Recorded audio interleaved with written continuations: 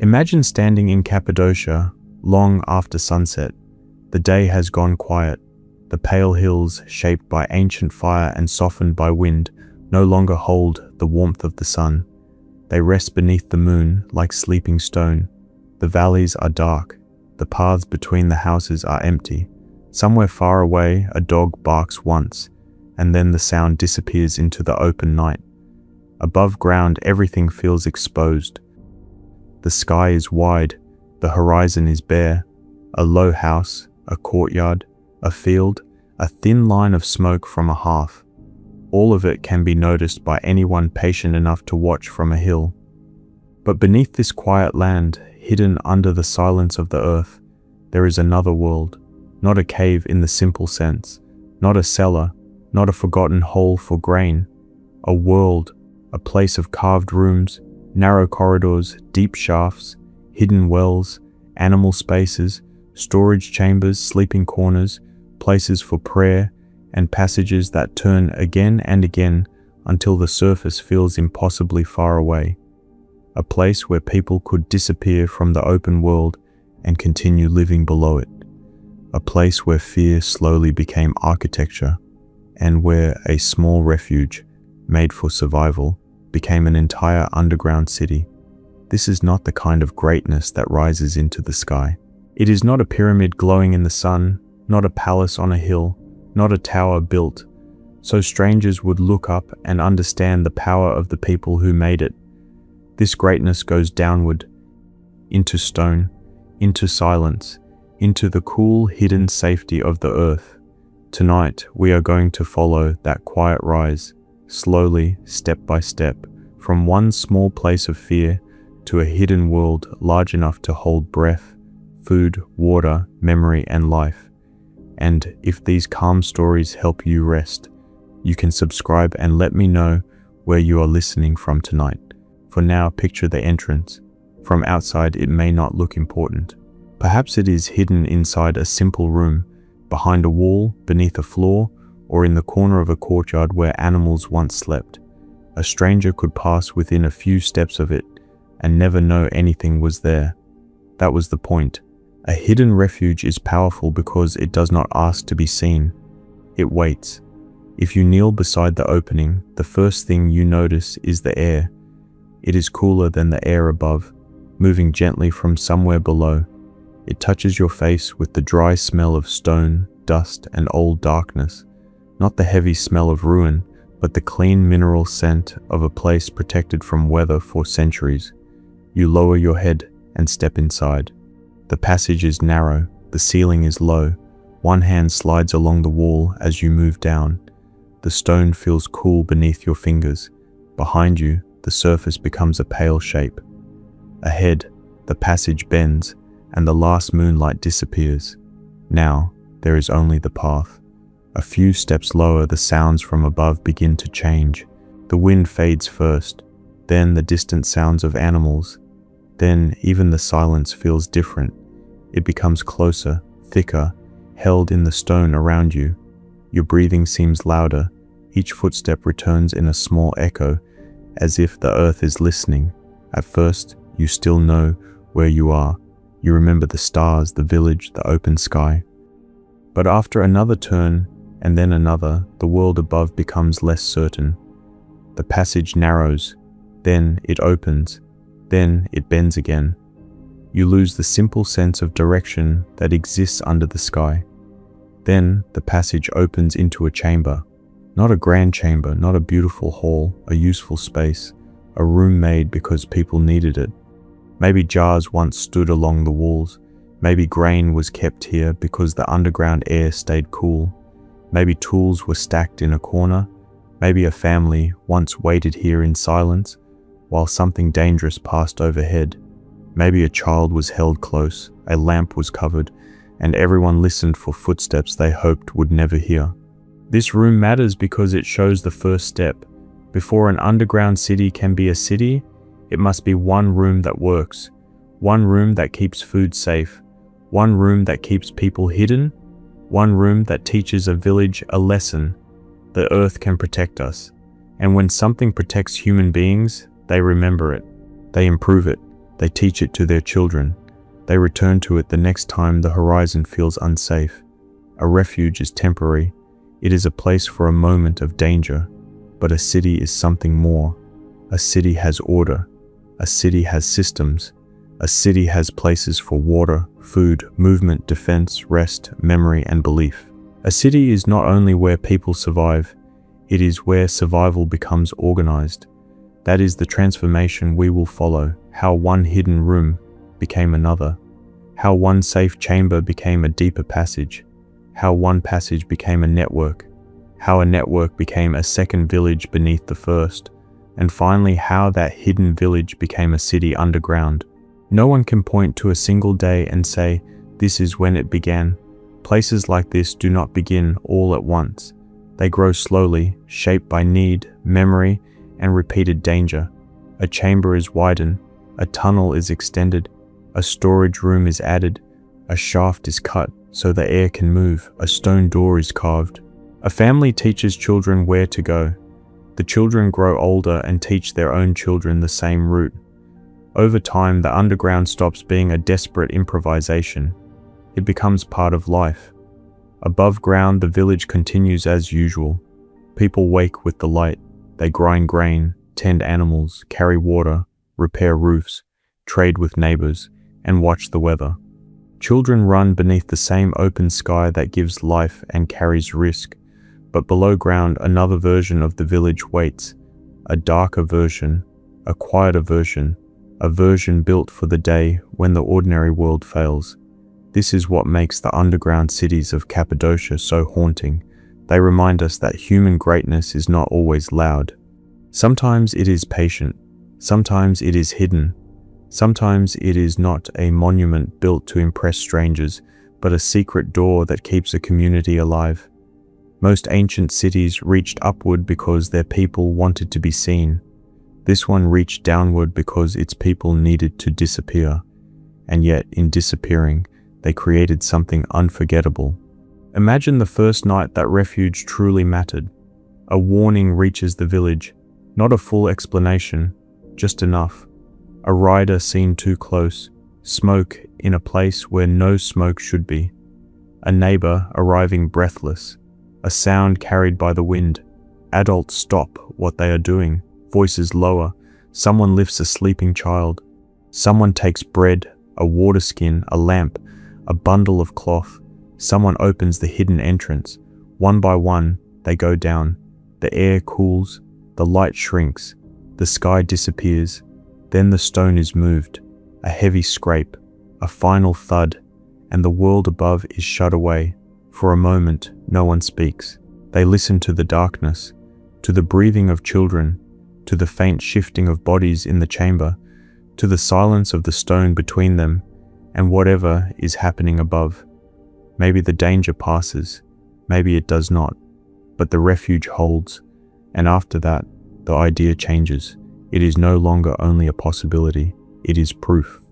The underground has saved them once, it can save them again, so it must be made better, deeper, safer, wider, more hidden, more complete. That is how the quiet rise begins, not with triumph, but with relief, not with a crown, but with a closed door, not with a city planned on parchment, but with ordinary people sitting in the dark and realizing that the earth itself has become their shelter. Tonight we begin at that door, small, low, easy to miss, a dark opening in stone, a breath of cool air rising from below, and beyond it, hidden from the stars, the first step into a world that should have been only a refuge, but slowly became something far greater. Before there was an underground city, there was a world above it, a world of pale hills, small settlements, low stone houses, animals kept close to courtyards, and families who measured safety by what they could see on the horizon.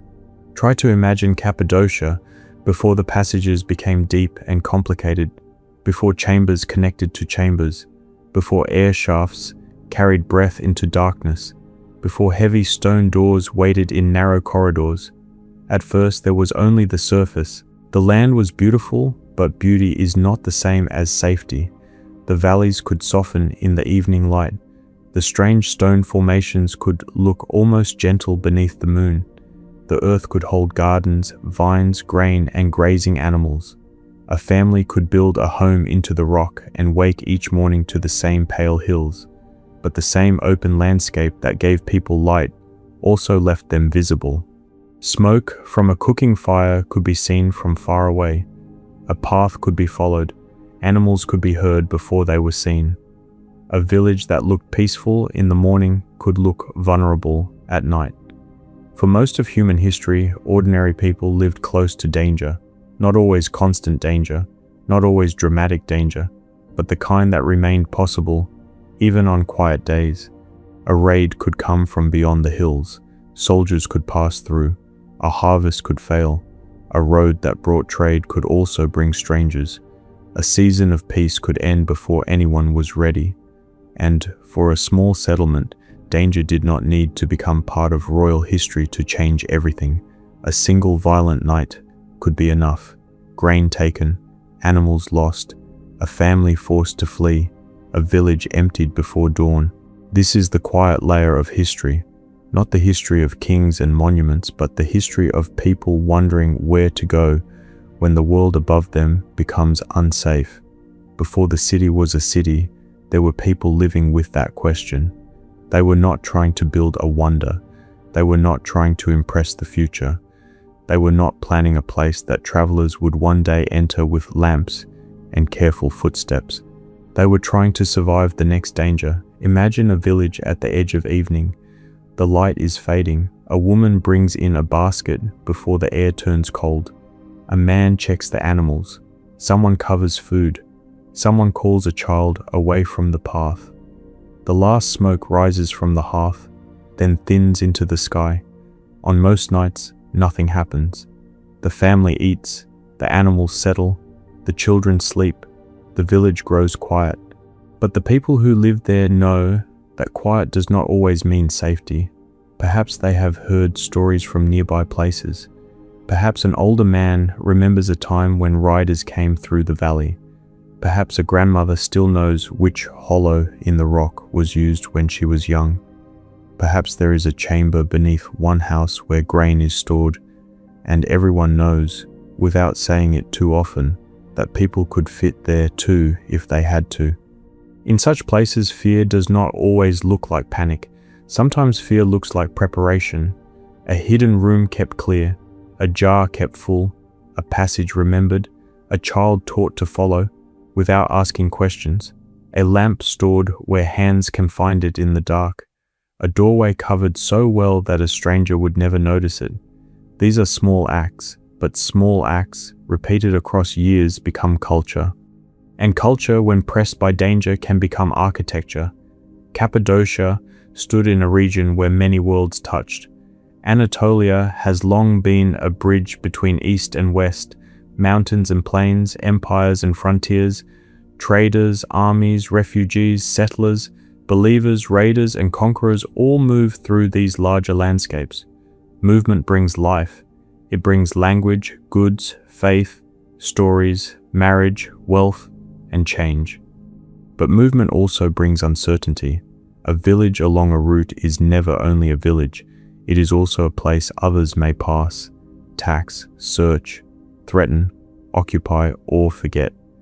Its people may not choose which empire rises or falls, but they still have to decide where to keep food, where to hide children, and how to survive until morning. This is where the rise begins, not with strength, with vulnerability. A weak settlement does not become stronger because life is easy. It becomes stronger because life demands answers.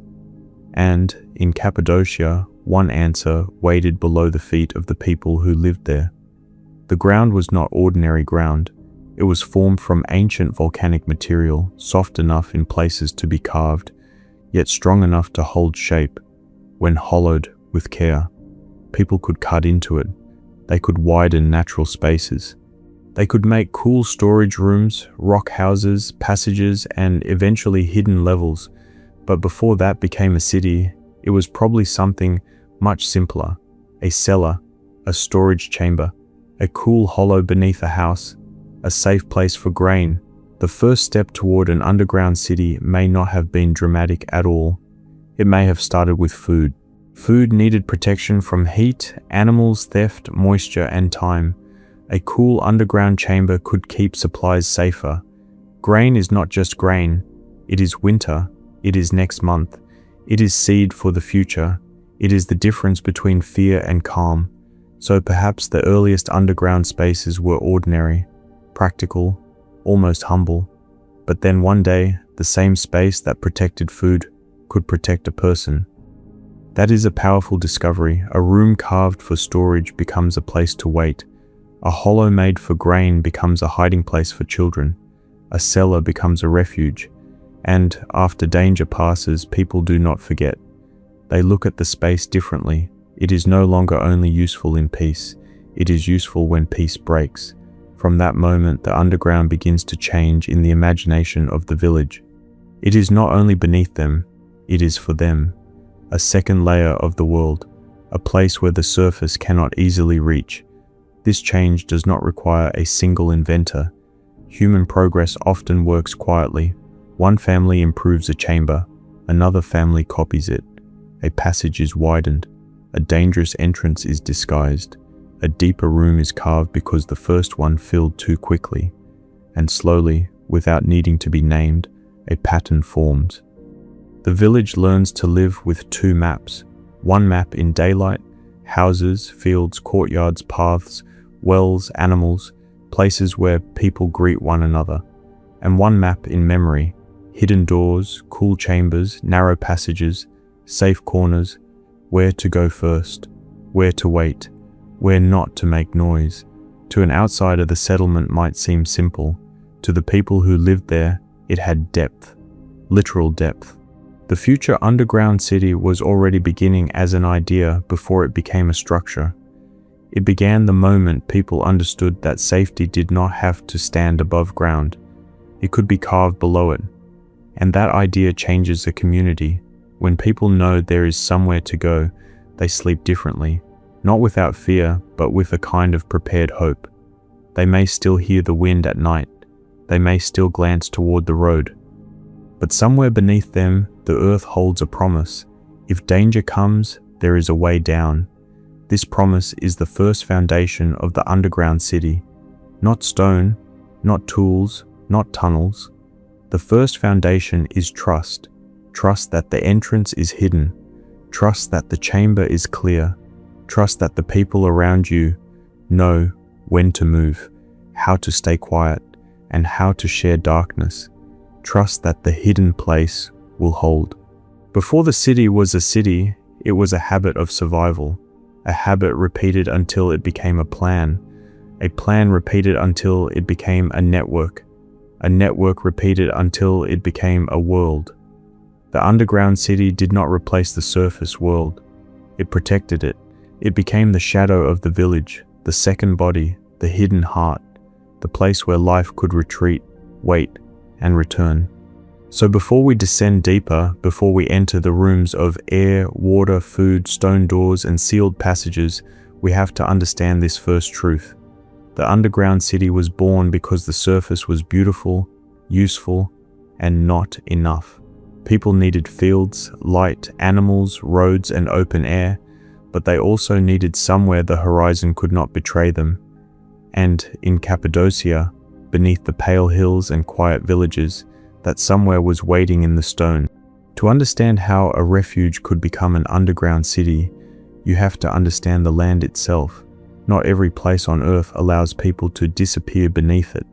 Some ground is too wet, some is too hard, some collapses too easily, some fills with water, or crumbles, or resists the human hand so completely that even a small chamber would require enormous labor. But Cappadocia was different. Long before villages, tools, stored grain, frightened families, or hidden doors, this land had already been shaped by fire.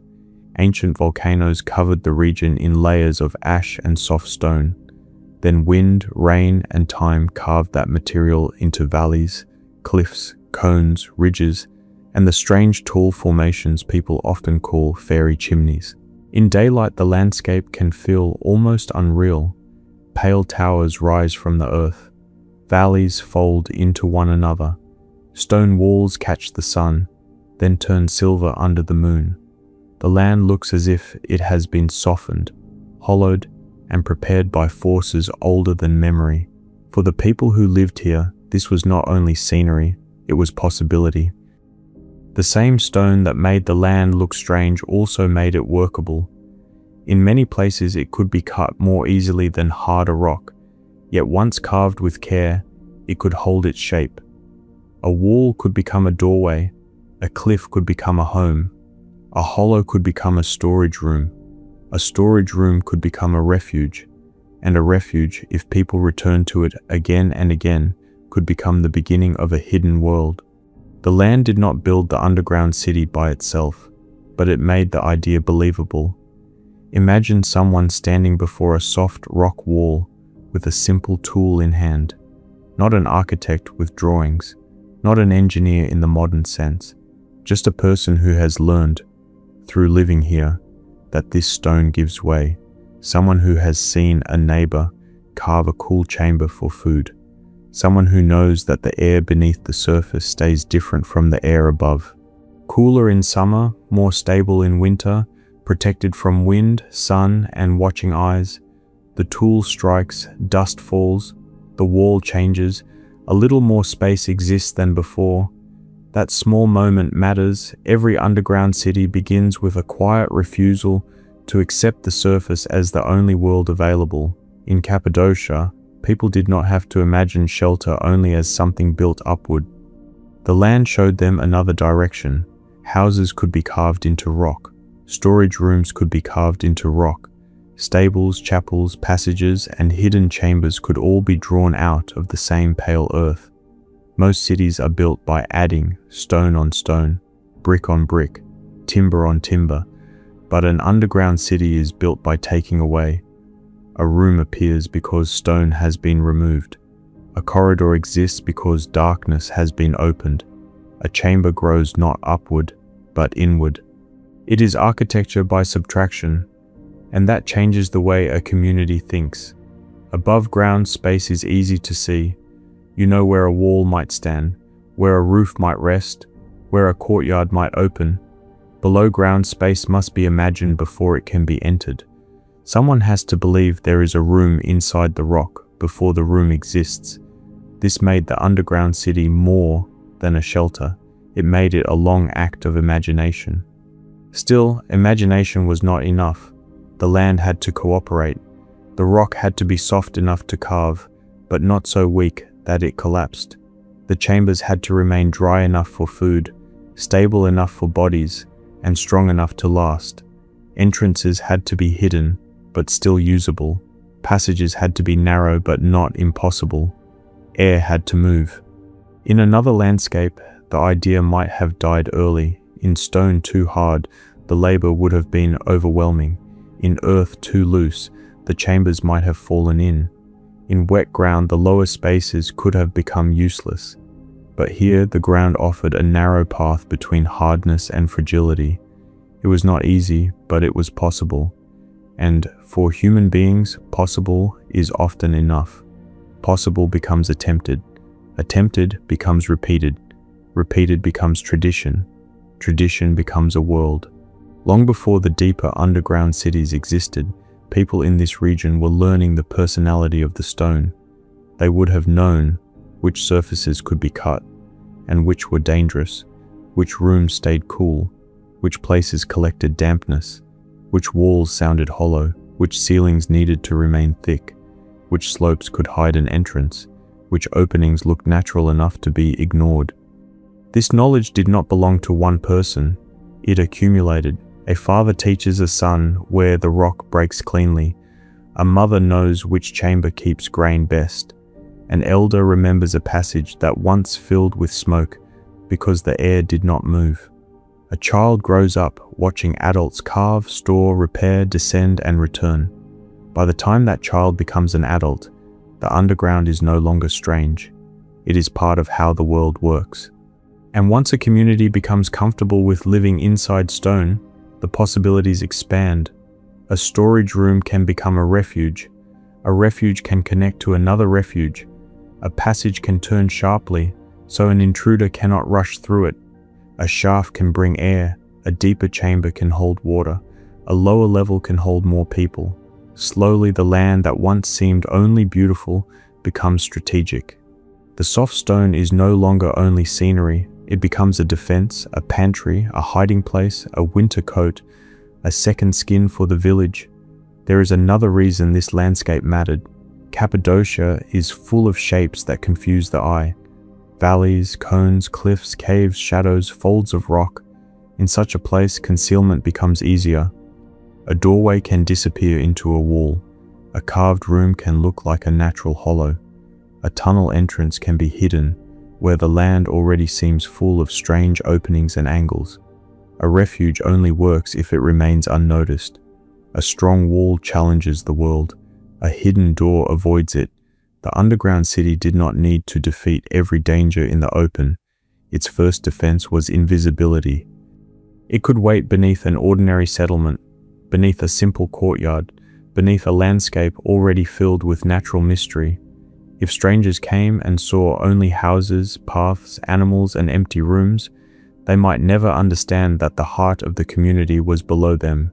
This is what the land allowed. It allowed people to build two realities in the same place. One visible, one hidden. One made of daylight, fields, smoke, voices, and daily work. One made of passages, silence, stored food, stone doors, and breath moving through shafts. The visible world could be damaged, searched, threatened, or emptied, but the hidden world could remain. The more we think about it, the clearer it becomes that the underground city was not separate from Cappadocia. It was Cappadocia turned inward. The same volcanic history that formed the valleys gave people the material for survival. The same soft stone that weathered into towers could be hollowed into rooms. The same hills that looked silent under the moon could contain movement, whispers, food, water, animals, and prayer. The land did not simply hold the city, it taught people how to make it. Desert people learn distance and water, island people learn wind and sea, mountain people learn height, paths, and stone. In Cappadocia, people learned depth. They learned that safety did not have to be built only in front of them. It could be built beneath them. They learned that the ground was not just something to stand on. It was something to enter. The land invited people below. Danger gave them a reason to accept the invitation. And human memory made sure they did not forget the way down. So before there were stone doors, before sealed passages, before deep wells and hidden levels, there was this first partnership. Vulnerable people and workable stone. The people brought fear, hunger, children, animals, tools, and the need to survive. The land offered silence, depth, and concealment. Together they began to create a world that no open plain could have given them. A city not placed upon the earth but drawn out of it. A city made not by reaching for the sky but by trusting the dark below. And now that the land has opened the possibility, the next step becomes simple and deeply human. Before there could be a city, there had to be one first refuge that proved the earth could hold them. Before there was a city beneath the earth, there was one first refuge. Not a maze, not many levels, not a hidden world large enough to hold families, animals, food, water, and prayer. Only one space below the surface, where the open world could not easily reach. It may have been small, low, roughly carved, a chamber under a house, a hollow in soft stone, a storage place widened by hand. Perhaps adults could not stand fully upright inside it. Perhaps the ceiling forced them to bow their heads. Perhaps the walls still carried the marks of tools and the floor was uneven beneath their feet. There is no need to imagine it as grand. In fact, it is more powerful if we imagine it as humble. A place where grain once waited in jars. A place where tools were kept away from weather. A place where the underground air stayed cooler than the air outside. A place made for practical life before fear gave it a deeper purpose. Because one night, or perhaps many nights across many years, people may have learned something that changed everything. The same room that could protect food could protect a family. The same chamber that kept grain safe from heat, animals, and theft could also keep children hidden from danger. That is the moment when storage becomes shelter. And shelter begins its quiet rise. Imagine that first use. A warning comes in the evening, not enough to explain everything, just enough to make the adults move differently. A shape on the road, a rumor from another village, a sound beyond the ridge, a line of dust that should not be there. No one has time for a full plan. Someone takes bread, someone takes water, someone reaches for a small lamp, someone lifts a child who was already half asleep. The entrance is opened quickly, but not loudly. One by one, they descend. The air cools around them. The light from above shrinks. The chamber receives them. Inside they sit close together, knees near knees, shoulders touching. A baby is held beneath a cloth to keep it warm and quiet. A child wants to ask what is happening, but a hand gently rests against his mouth. Not harshly, only with the quiet message that frightened children have understood in every age. Not now. Be still. A small lamp burns in the corner. Its flame is kept low. The walls catch its light in soft gold and brown. Someone listens near the entrance. Someone whispers a prayer. Someone else counts the people in the chamber, making sure no one has been left above. For a while, the chamber is the whole world. Above them, the village may still exist. The houses, the paths, the animals, the sky. But for the people below, the surface has become unreachable. The First Refuge is now their wall, their hope, and their silence. This is the emotional beginning of the underground city. It begins when a carved space becomes a place of trust. A refuge is not only a physical structure, it is an agreement. Everyone inside has to share the same stillness. Everyone has to understand that fear belongs to the group, not only to one person. A sudden cry, a careless movement, a loud word near the entrance. Any of these could endanger everyone, so the First Refuge teaches more than hiding. It teaches discipline, it teaches patience, it teaches a community how to become quiet together. This matters because a hidden city cannot grow from stone alone. It has to grow from behavior. Long before the tunnels become complicated, people must learn how to use them.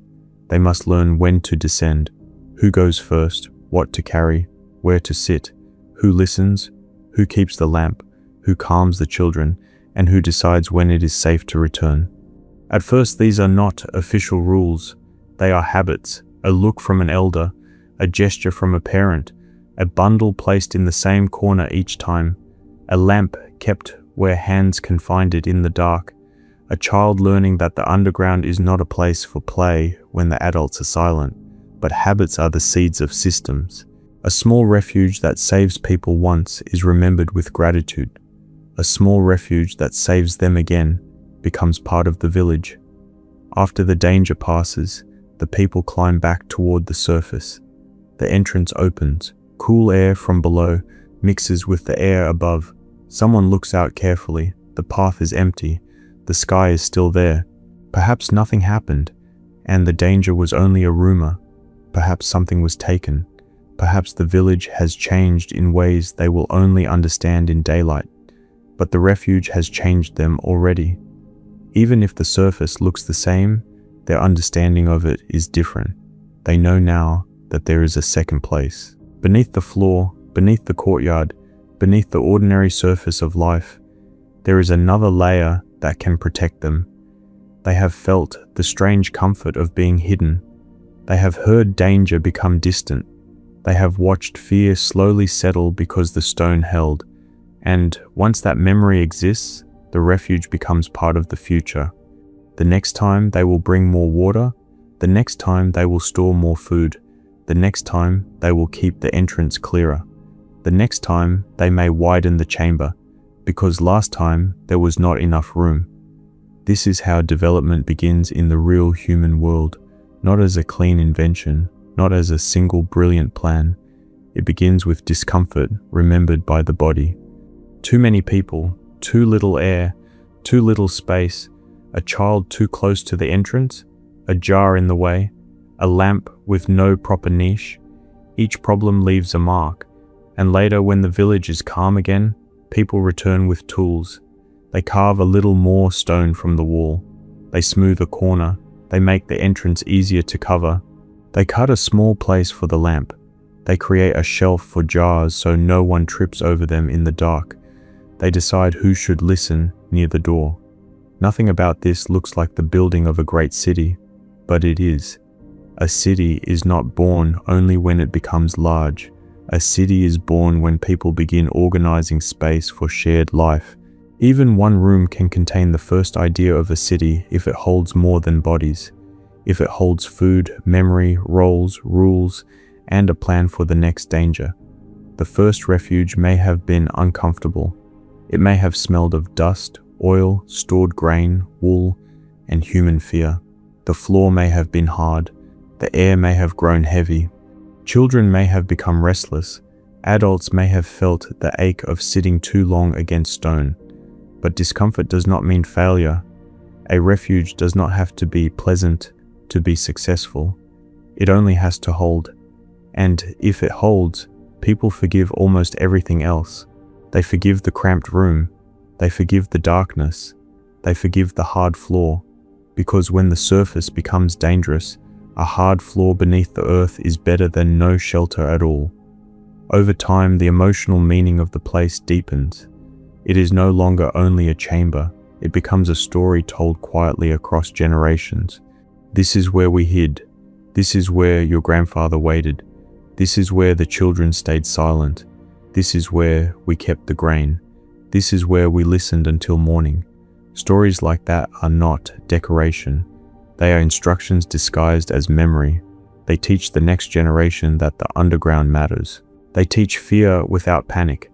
They teach that survival is possible if people move together. In this way, the first refuge becomes a school of silence, preparation, and trust. And when a place becomes part of memory, people protect it. They repair it. They improve it. They keep it clear. They remember where the lamp is stored. The underground begins to enter daily life even when no danger is present. Food is carried down, jars are checked, a wall is scraped smoother, a passage is cleared.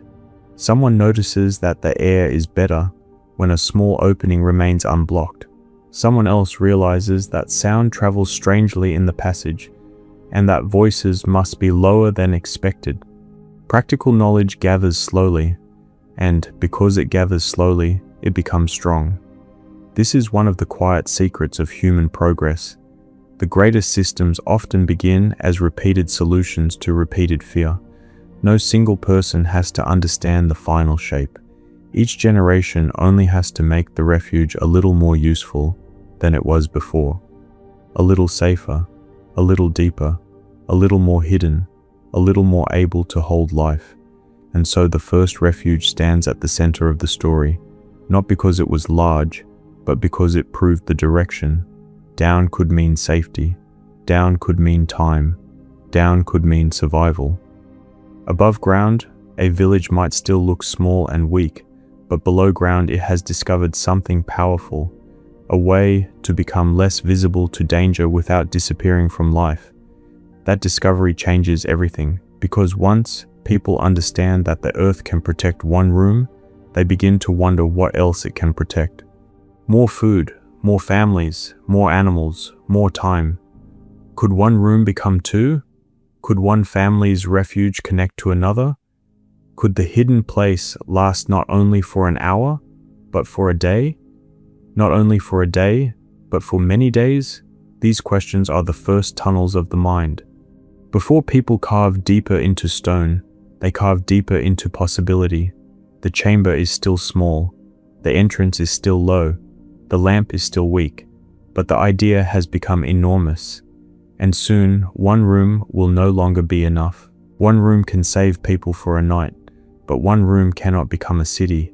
For the hidden refuge to rise into something greater, it had to change.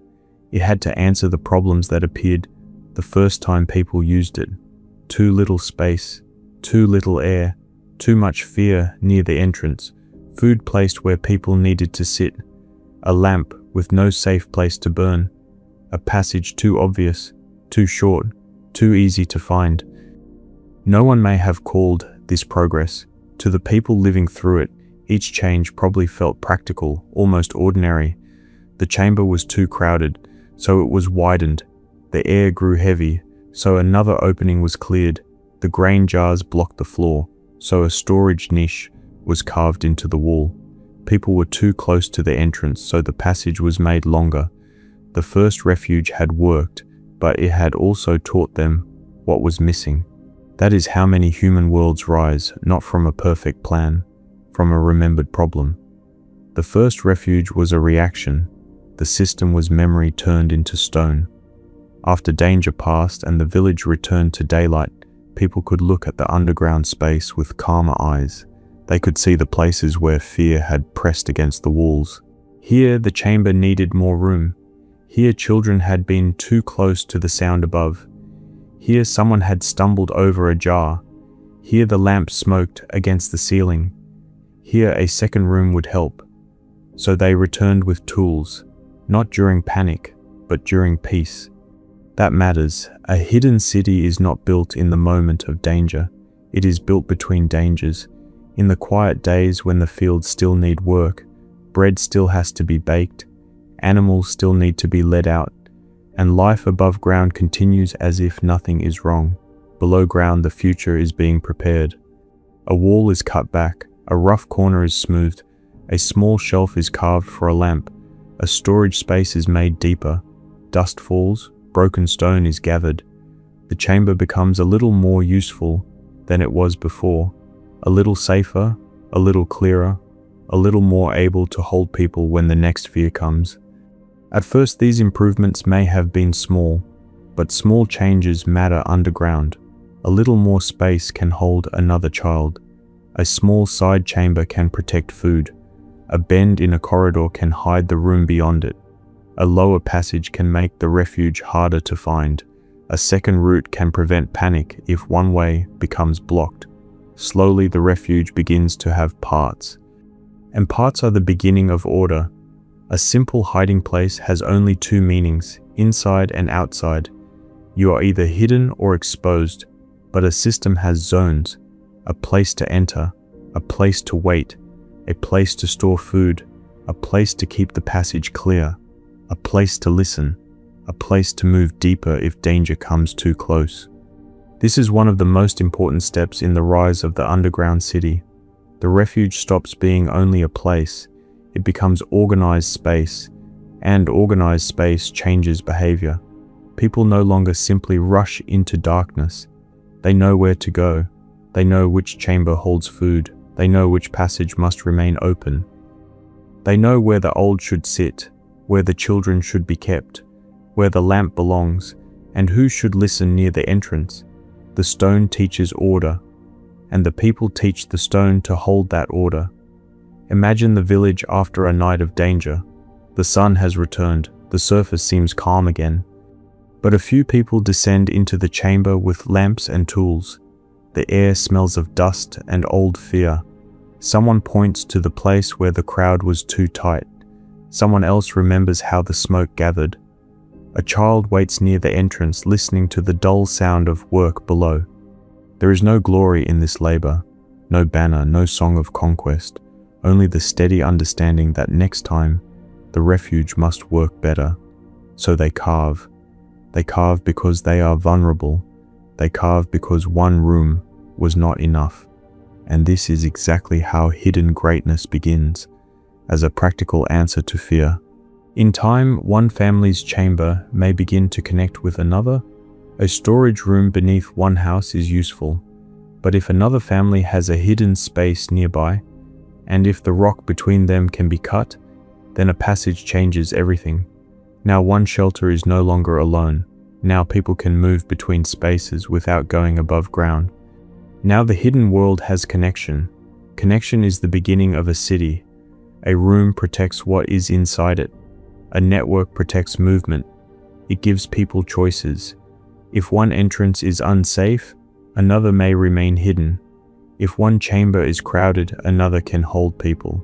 If food is stored in one place and water can be reached from another, the passage between them becomes a lifeline. This is when the underground begins to think like a settlement, not because it has streets in the open air, but because it has relationships between places. Food here, families there, air above, water deeper, danger held back near the entrance, children moved farther in, elders placed where they can rest, a passage kept open because everyone may need it.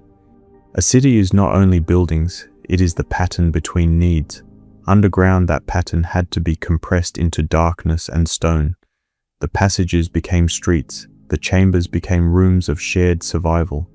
The hidden entrances became gates no stranger was meant to see. The storage rooms became granaries. The air shafts became invisible towers reaching toward the sky. And the people moving through them became citizens of a city that existed in secret beneath ordinary life. The more the system grew, the more careful it had to become. A badly placed passage could trap smoke. A room too deep might feel airless. A careless entrance could reveal everything. A corridor too wide could allow danger to rush through. A corridor too narrow could slow the people trying to escape. Every decision mattered. Underground mistakes are not abstract. They become breath, hunger, fear, and darkness. So people learned. They learned from use. They learned from failure. They learned from elders who remembered which chamber stayed safest. They learned from lamps whose flames weakened when the air was poor. They learned from children who moved more easily through low passages than adults. They learned from animals that refused certain spaces. This knowledge may not have been written down. It may have lived in warnings. Do not block this way. Keep the grain there. Lower your voice near that bend. Close the entrance only after everyone is inside. Leave room for the old. Carry the lamp low. Remember the path. With each rule, the refuge became less like a panic and more like a community. And this is the deeper transformation. A system is not only made of rooms, it is made of trust.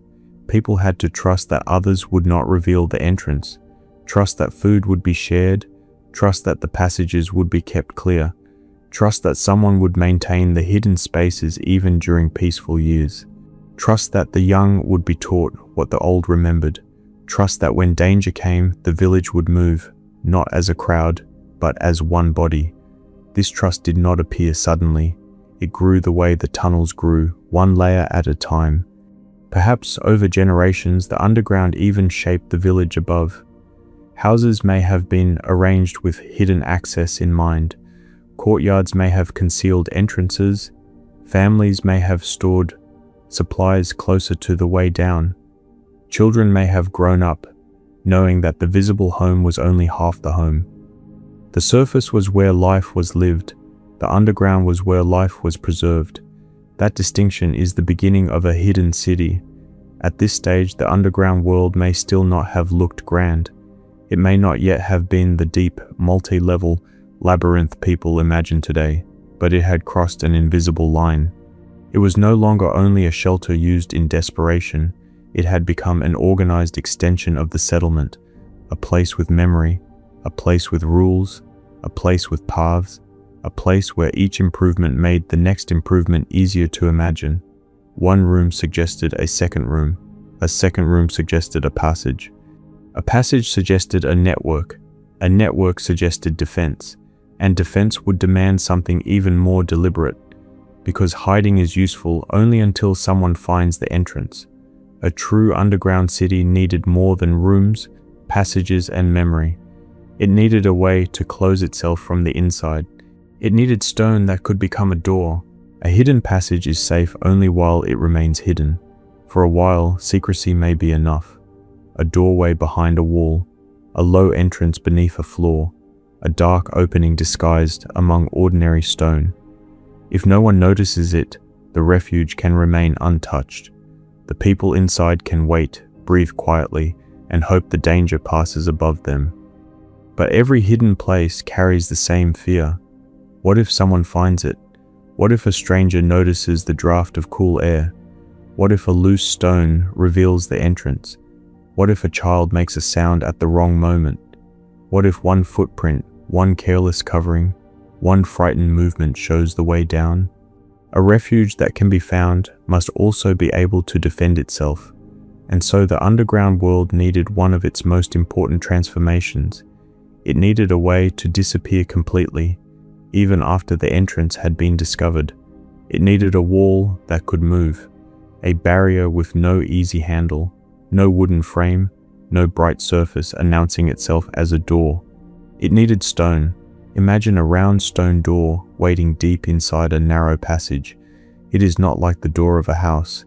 It has no hinges to cut, no wood to burn, no simple latch to lift from the outside. It is a heavy, circular slab, shaped so that people inside the city could roll it across the passage, slowly, carefully, with the low scrape of stone against stone. And when it settles into place, the corridor changes. A path becomes a wall, movement becomes stillness. The hidden world closes its eye. To understand the power of that moment, imagine the passage just before the door closes. The ceiling is low, the walls are close. A lamp burns somewhere behind you, throwing weak light over the stone. People are moving deeper into the refuge. Someone carries bread. Someone holds a child against their chest. Someone whispers for the others to hurry, but not too loudly. Then only a few people remain near the passage. They wait until the last person has crossed. They place their hands against the great stone. They push.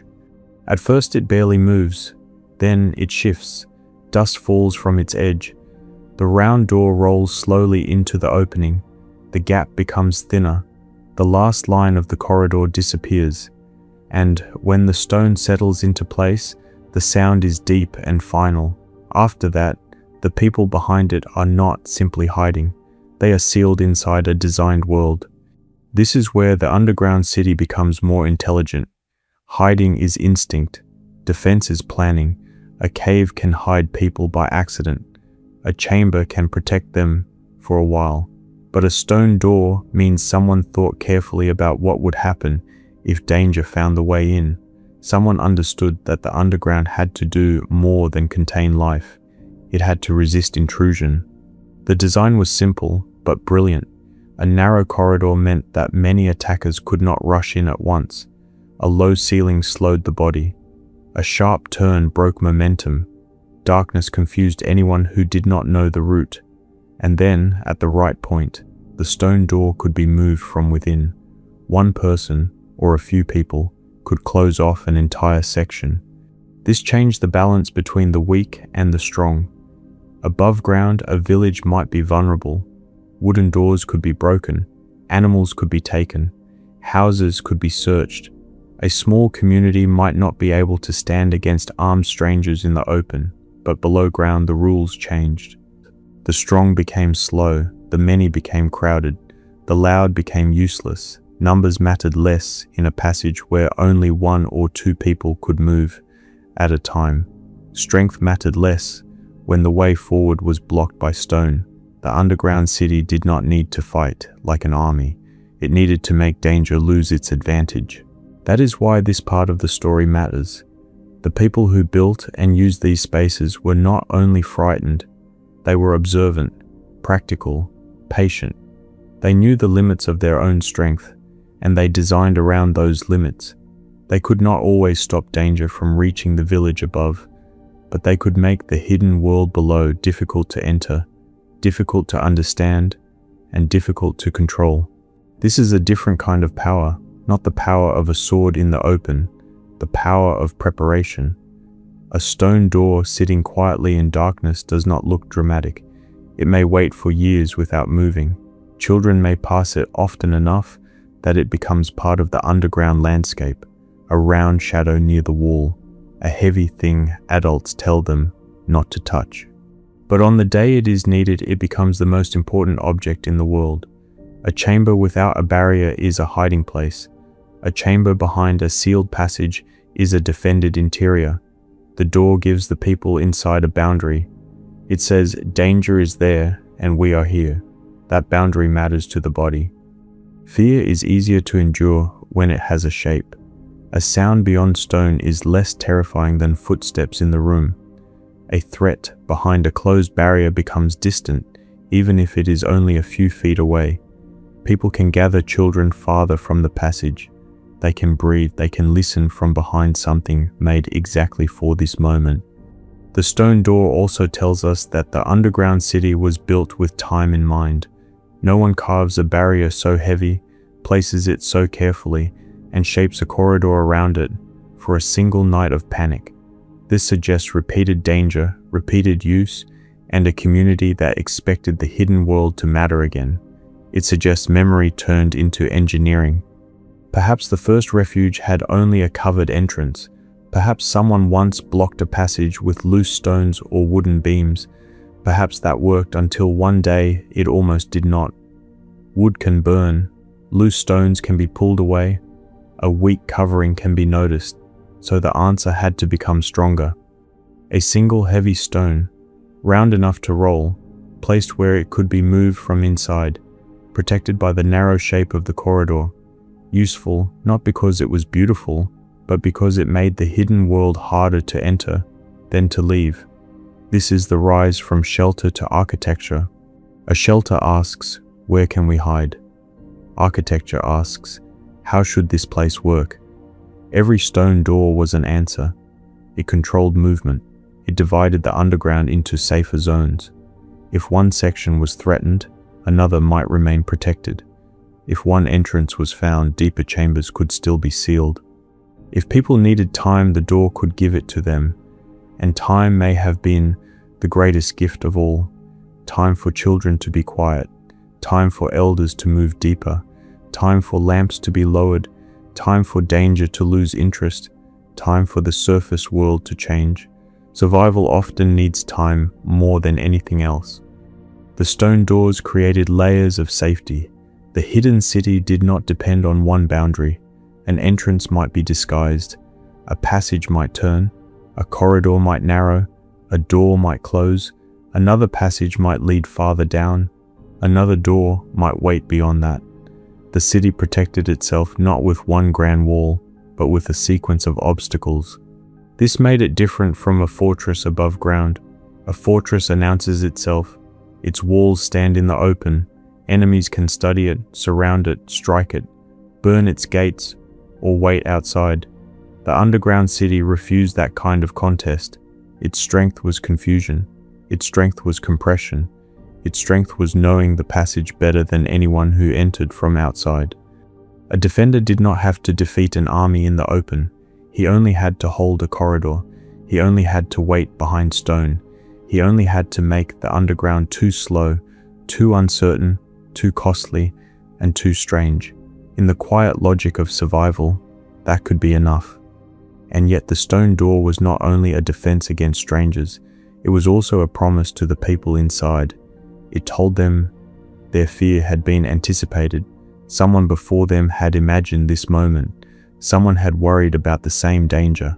Someone had carved an answer and left it waiting in the dark. There is comfort in that. To sit behind a closed stone door is to be protected by people who may no longer be alive, by hands that carved before you were born, by decisions made in calm days for a frightening day in the future. This is how a community extends itself through time. One generation builds what the next generation may need. That is why the underground city feels so human. It is not only stone, it is care made physical, care for children, care for elders, care for food, care for memory, care for the possibility that one day the world above will become unsafe and someone will need a way to survive it. The stone door gathers all of that into one simple motion: open, closed, world above, world below, danger outside, life within. But sealing a door creates another problem. Once the passage is closed, the underground world must sustain itself. The people inside cannot depend on the surface for every breath, every drink, every meal. A closed refuge must become livable.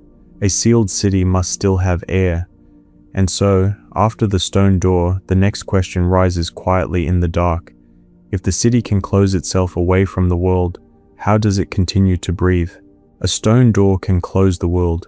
It can turn a passage into a wall. It can separate danger from the people hiding behind it. It can give a frightened community the one thing it needs most in a moment of threat: time. But once the door is closed, another problem begins. The people inside are safer from the world above, but they are also cut away from it. They cannot trust the open sky. They cannot open a window, stand in a courtyard, or let the evening wind move through their homes. They cannot simply step outside for fresh air. If danger waits on the surface has become forbidden. And so the hidden city had to answer one of its quietest and most important questions. How does a world beneath the earth breathe? This may not sound as dramatic as stone doors, secret passages, or chambers carved in darkness, but underground, breath is everything. Without air, the most carefully planned refuge becomes a trap. Without air, stored food, hidden water, and thick walls lose their meaning. A city below the ground is possible only if the people inside can inhale, exhale, sleep, whisper, wait, and remain alive without feeling the darkness closing around their lungs. In the beginning, a small refuge may not have needed much. One chamber, a few people, a short time below. The entrance itself, or a small crack in the covering, may have allowed enough air for one frightened night. But as the refuge grew, the old answer became too small. More rooms meant more people meant more breath. More breath meant stale air, lamp smoke, warmth from bodies, the smell of wool, grain, animals, dust, and fear. The underground city could not remain only a place to hide. It had to become a place where air moved. Imagine being below the village after the stone door has closed. The lamp is low, families sit close together. Someone whispers to a child. Someone else listens toward the sealed passage. The chamber is protected, but protection has weight. The air feels still. Every breath seems shared. You begin to notice the warmth of bodies, the faint smoke from oil, the dry smell of stone, and the heaviness that gathers when too many people wait in too little space. At first it is bearable, then time passes. The darkness does not change. There is no sunrise underground unless someone tells you morning has come. The door remains closed. People try not to move too much. A child falls asleep. An elder coughs softly. The flame of a lamp trembles, then weakens for a moment. And then, from somewhere above, almost too subtle to notice, a cool thread of air moves through the stone. Not a wind, not a breeze in the open sense, just movement, a small invisible current slipping down through a shaft, turning through a passage, touching the chamber and carrying away a little of the heaviness. That current is life. It is also evidence of planning. A ventilation shaft is easy to overlook because it is not as visually powerful as a tunnel or a stone door. But in an underground city, it may be one of the greatest features of all. It connects the hidden world to the sky without fully revealing the hidden world to the surface. It allows the city to remain closed and yet not dead. This is a strange kind of architecture. A door hides, a passage connects, a chamber holds, but a shaft breathes. It is a vertical promise that the people below are not completely cut off from the world above. Somewhere air is entering. Somewhere the stone has been opened just enough. Somewhere the earth is not only a shield, but a lung. To create that kind of system required more than fear. It required attention.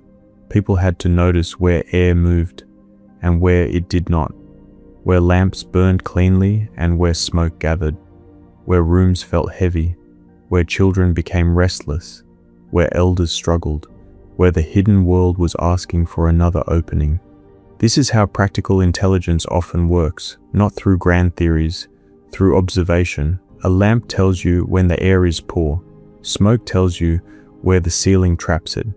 A tired child tells you when the chamber is too warm.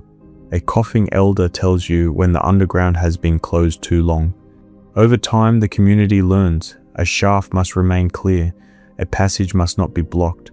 A room must not be filled too tightly. Fire must be used carefully. The deeper spaces need connection to the upper world, even if that connection must remain hidden. Every underground city is a balance between safety and life. Too open and danger may find it. Too closed and the people inside cannot breathe. The builders had to find the narrow space between concealment and survival. That balance is part of what turns a refuge into a city. A simple hiding place can be uncomfortable. It can be used once, briefly, desperately, but a city has to think ahead. It has to assume that people may remain inside longer than they hoped. It has to prepare for children, elders, animals, lamps, food, fear, and time. Air makes time possible. With air, a chamber can hold people longer. With air, a lower level becomes useful. With air, storage rooms can connect to living spaces. With air, the hidden world can expand downward instead of remaining close to the entrance. And with air, the people inside can do more than survive a few frightened minutes. They can wait, they can sleep, they can organize, they can keep silence not only for a moment but for as long as danger requires.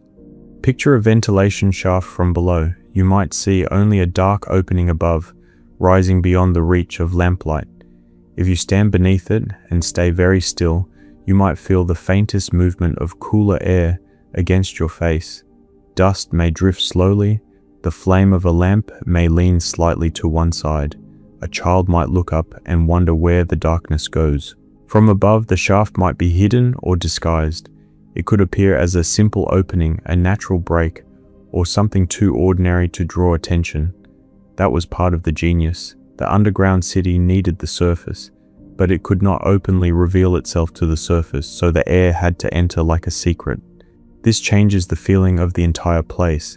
The underground is no longer only closed darkness. It becomes a living system. Air arrives, moves, changes, disappears, returns. The city has circulation.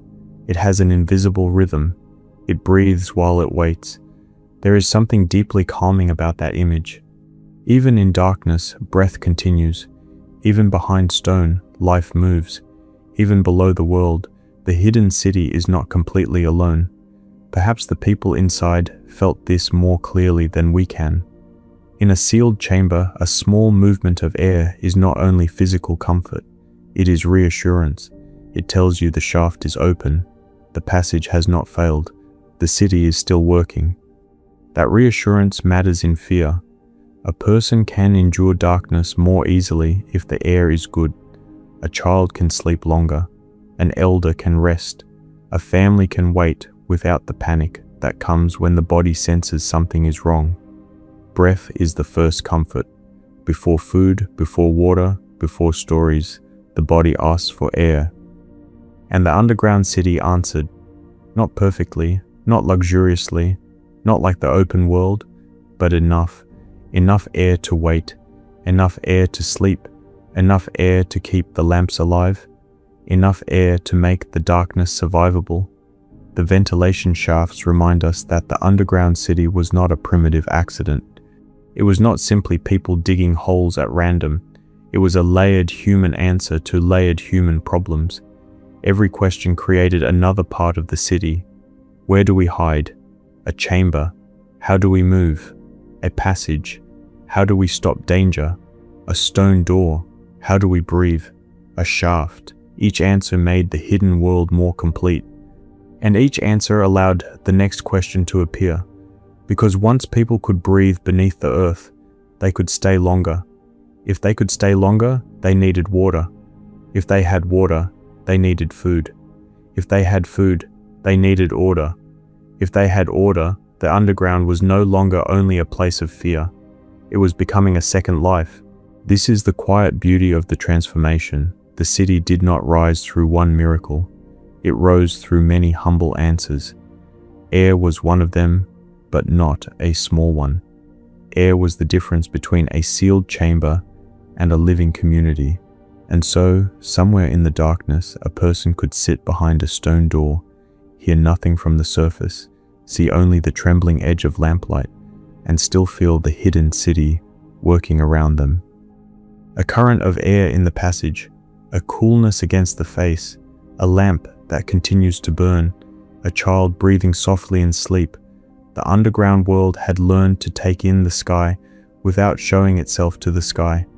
It had learned to breathe in secret, but breath alone could not keep people alive forever. A hidden city might have air, but air does not fill a cup. Air does not soften grain. Air does not carry the body through long hours of waiting. After breath, the next need was older than walls, older than doors, older than fear itself, water.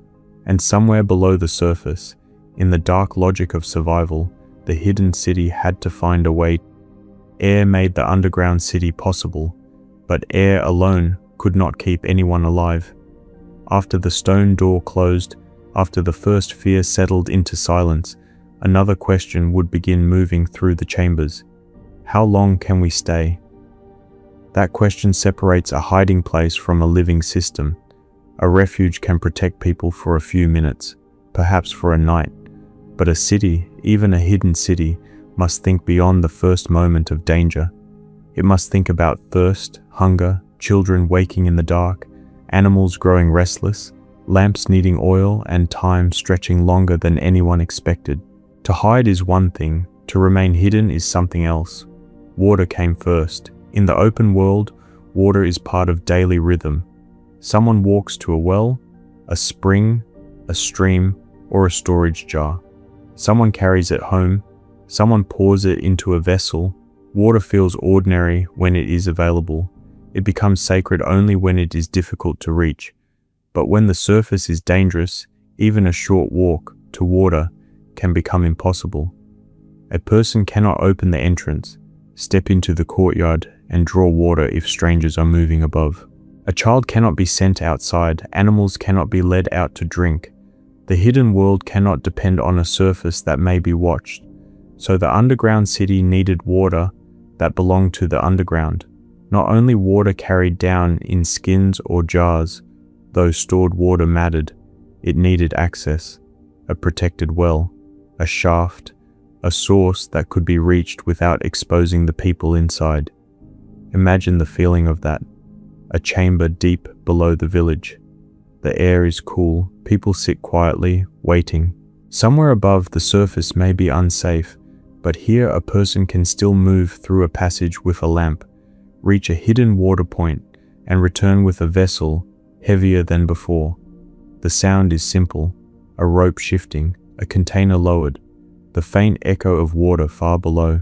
Then the vessel returns, water in the darkness, a cup passed from hand to hand, a child drinking without anyone opening the way to the surface.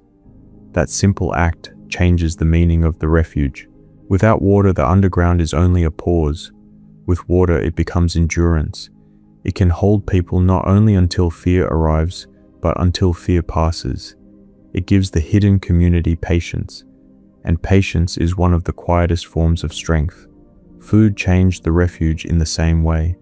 At first, people may have carried down whatever they could grab: bread, dried fruit, grain, a little oil, a skin of water, a wrapped bundle, something taken in the confusion of warning. But a rushed bundle is not a plan. If danger comes suddenly, hands forget things. A family may remember the child but not the food. Someone may bring a lamp, but not enough oil. Someone may bring bread, but not enough for a long wait. A true hidden city cannot depend on panic. It must be prepared before danger arrives. And so storage became one of the most important parts of the underground world. The cool chambers beneath Cappadocia were suited for keeping supplies. Grain could wait in the dark, jars could stand against walls, dried foods could be protected from heat and weather. Oil, wine, seeds, tools, and other necessities could be kept where they were less visible and more stable than in the open air. This was not glamorous work. It was not the kind of work that turns easily into legend, but it may have mattered more than almost anything else. A city is only as strong as its stored food. A fortress without grain is a promise that cannot last. A tunnel without supplies is a path into worry. The underground city became powerful because it did not wait until danger came to ask what people would eat. It answered early. This is where fear becomes planning. Someone has to decide what belongs below. Someone has to carry jars down before they are needed. Someone has to check whether the grain is dry. Someone has to replace what was used. Someone has to remember that food stored in peace may become life during danger. Imagine a woman carrying a jar down the narrow passage in a season when nothing is wrong. The sky above is clear. The village is peaceful. Children are playing outside. No one is running. No one is whispering. And still she carries the jar below, because peace is exactly when preparation is possible. That is wisdom, the slower kind, the kind that says, if we wait until the night of danger, we will be too late. Over time, the hidden chambers began to hold the memory of seasons, grain after harvest, oil after pressing, dried food before winter, supplies set aside not only for daily use, but for the unknown day when the stone door might close and the village would need to live on what it had already saved. The underground city was not created only by digging. It was created by restraint, by not eating everything at once, by saving for people not yet hungry, by trusting that what disappears into a chamber today may return as survival tomorrow. Food also required order. If many families used the same hidden world, supplies could not simply be scattered everywhere. Some rooms were better for storage. Some areas needed to stay clear. Jars could not block passages. Animals needed separation. Grain needed protection from dampness and pests. Oil had to be kept where it could be found in darkness. A hidden world needs a hidden economy. Not markets and coins at first, but decisions. What is stored? Who brings it? Who watches it? Who shares it? Who remembers where it is? Who makes sure the passage remains open when frightened people need to move? These questions turn survival into organization, and the more organized the underground became, the more it could hold. Not just bodies, a way of life. Perhaps there were spaces where animals could be brought below, at least for a time. Animals were not only possessions. They were milk, meat, wool, labor, wealth, and warmth. To lose them could mean hardship long after danger had passed. But animals underground created their own problems: sound, smell, movement, waste, and the need for water and space. If the hidden city made room for them, even briefly, that shows how far the refuge had evolved. It was no longer thinking only about people surviving the night. It was thinking about the village surviving afterward. That difference matters. A poor shelter saves bodies. A developed system protects the future. Food and water are the future made physical. A jar of grain is not only grain. It is tomorrow's bread. It is seed for another field. It is a child who will not wake hungry. It is the possibility that life above ground can return once the door opens. This is why storage rooms can feel almost sacred in a story like this. They are not exciting in the way a hidden tunnel is exciting. They are not dramatic like a stone door, but they are where fear becomes patience. They are where a community says, we may have to wait, and we will be ready. In the darkness, hunger changes time. A single hour can feel longer if the body is thirsty. A night can feel endless if children are crying for food. Fear becomes sharper when the stomach is empty. People become less calm. Whispers grow tense. Small conflicts become larger. The underground city could not allow hunger to break the silence it depended on. So food was not only survival, food was order. A child with bread is quieter than a child in hunger. An elder with water can rest. A family that knows supplies exist can breathe more slowly. A community that trusts its stores can wait longer behind the sealed door. The refuge could breathe, it could drink, it could eat. And once a hidden world can do those three things, it can ask a new question. Not simply, can we survive here? But can we live here long enough for danger to pass? That question leads deeper into the city, into its quiet rooms, crowded sleeping spaces, and the strange human effort to rest beneath stone while the world above remains uncertain. Once the hidden city had air, water, and food, it could do more than protect people for a moment. It could hold them through the night. And that changes the story. Because survival is not only escape, survival is also rest. A body can run for a while. It can crouch in darkness, listen, wait, and stay silent. But eventually, even fear becomes tired. Children grow heavy in the arms of their parents. Elders need to sit. Someone's back begins to ache against the stone. Someone's eyes close without permission. Even underground, people had to sleep. Try to imagine that kind of sleep. Not the deep, easy sleep of a safe home with an open window and a familiar bed. Not sleep beneath a sky that belongs to you. This is sleep under stone, behind a sealed passage, in a chamber where every sound feels important. The air is cool, the walls are close. A lamp burns low, not bright enough to fill the room, only enough to keep complete darkness away.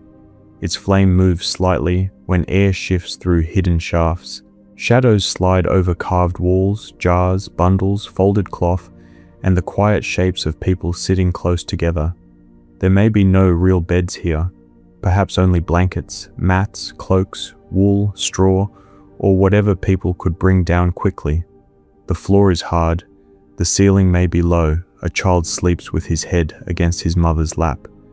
An old man leans against the wall, wrapped in a cloak. Someone stays awake near the passage, listening. Someone else tries to sleep, but opens their eyes whenever the stone seems to make a sound. This is not comfort in the ordinary sense, but it is safety. And in a dangerous world, safety can become its own kind of comfort.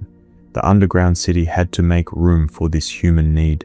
If people were going to remain below for many hours, or perhaps longer, there had to be spaces where bodies could rest.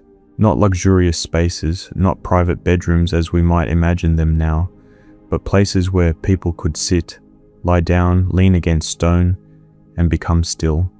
Sleep is one of the most vulnerable things a human being does. To sleep is to trust the world for a little while. It means closing your eyes while danger may still exist. It means letting someone else listen. It means trusting stone, darkness, and the discipline of the group to protect you while your own body lets go. That is why sleep inside a refuge tells us so much about the community. No one truly sleeps underground alone in a moment of danger unless they have been abandoned. In a hidden city, rest depends on others. One person listens while another closes their eyes. Adults keep children calm. Families make space for elders. The group shares not only air and food, but fear. And slowly, the underground teaches people a different rhythm. Above ground, time belongs to the sun. Morning brightens the house, evening darkens the courtyard. Work begins with light and softens with dusk. The day has shape because the sky gives it shape. But beneath the earth, time becomes uncertain.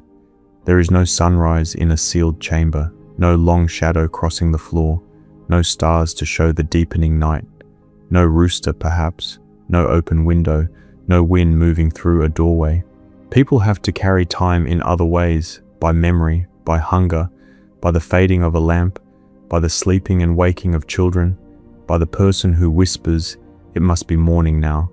This is one of the quiet, psychological challenges of an underground world. Darkness protects, but it also removes the familiar order of life. The hidden city had to replace that order with habit. Someone knows when to check the passage. Someone knows when to share water. Someone knows when to lower the lamp. Someone knows when children should be encouraged to sleep, even if no one can see the hour. In this way, rest becomes part of the system. A city cannot function if everyone stays awake in fear until exhaustion breaks them. It has to create calm. It has to give people enough confidence to sleep, even lightly, even briefly, even while danger may still be near. The coolness of the underground may have helped. Stone holds temperature differently than open air. The heat of the day does not enter as strongly. The cold of night is softened. In a land where the surface could be harsh, the underground offered a steadier kind of shelter, not warm like a hearth, but stable, protected from wind, protected from sudden weather, protected from the eyes of strangers. For a sleeping child, that steadiness matters. Perhaps a parent pulls a blanket higher.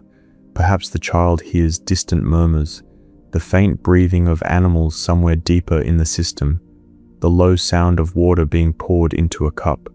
Perhaps there is the smell of grain, oil, wool, dust, and people packed close together. Not a perfect sleep, but a sleep held inside a community. And this is important. The underground city was not only a machine for defense. It was a place where human beings tried to continue ordinary life under extraordinary conditions. They did not stop being human when they went below. They still needed to comfort children. They still needed to share space. They still needed to rest. They still needed to hope that morning would come, even if they could not see it. Sleeping under stone also changed the meaning of the city itself. A place where people can hide is one thing. A place where people can sleep is deeper. Sleep means the body has accepted the space, at least for a while. It means the refuge has become familiar enough, safe enough, and organized enough to hold the most defenseless hours of human life. That is another step in the quiet rise. The first refuge protected waking fear. The growing city protected sleeping life. Somewhere in those silent chambers, as lamps burned low and children breathed softly against their parents, the underground world became more than an emergency. It became a second home waiting below the first. But a sleeping group is still only a group. For the refuge to become a true hidden city, it needed more than rest. It needed order between families, spaces with purpose, passages that connected needs, and a way for an entire community to exist beneath the village above. The next step was not simply to survive underground. It was to become a village below the village. A single chamber can hide a family. Several chambers can protect several families. But a village below the village is something different. It is no longer only a place where people go when fear arrives. It is a second version of the settlement, quiet and dark, waiting beneath the ordinary one. Above ground there are houses, paths, courtyards, animals, fields, smoke, weather, neighbors, and sky.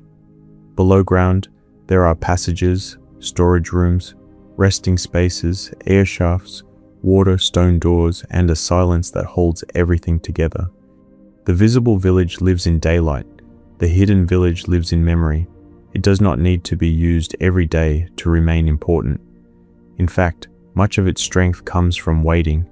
It may sit unused through peaceful seasons, beneath floors and courtyards, beneath the work of daily life, ready like a thought the whole community knows but rarely speaks aloud. Imagine the village above on an ordinary morning. No one is running, no warning has come. Children move between houses. Someone repairs a wall. Someone leads animals out toward pasture. Bread is baked, grain is carried. The sun touches the pale stone. From the outside, nothing seems unusual. A traveler might see only a small settlement shaped by a strange landscape.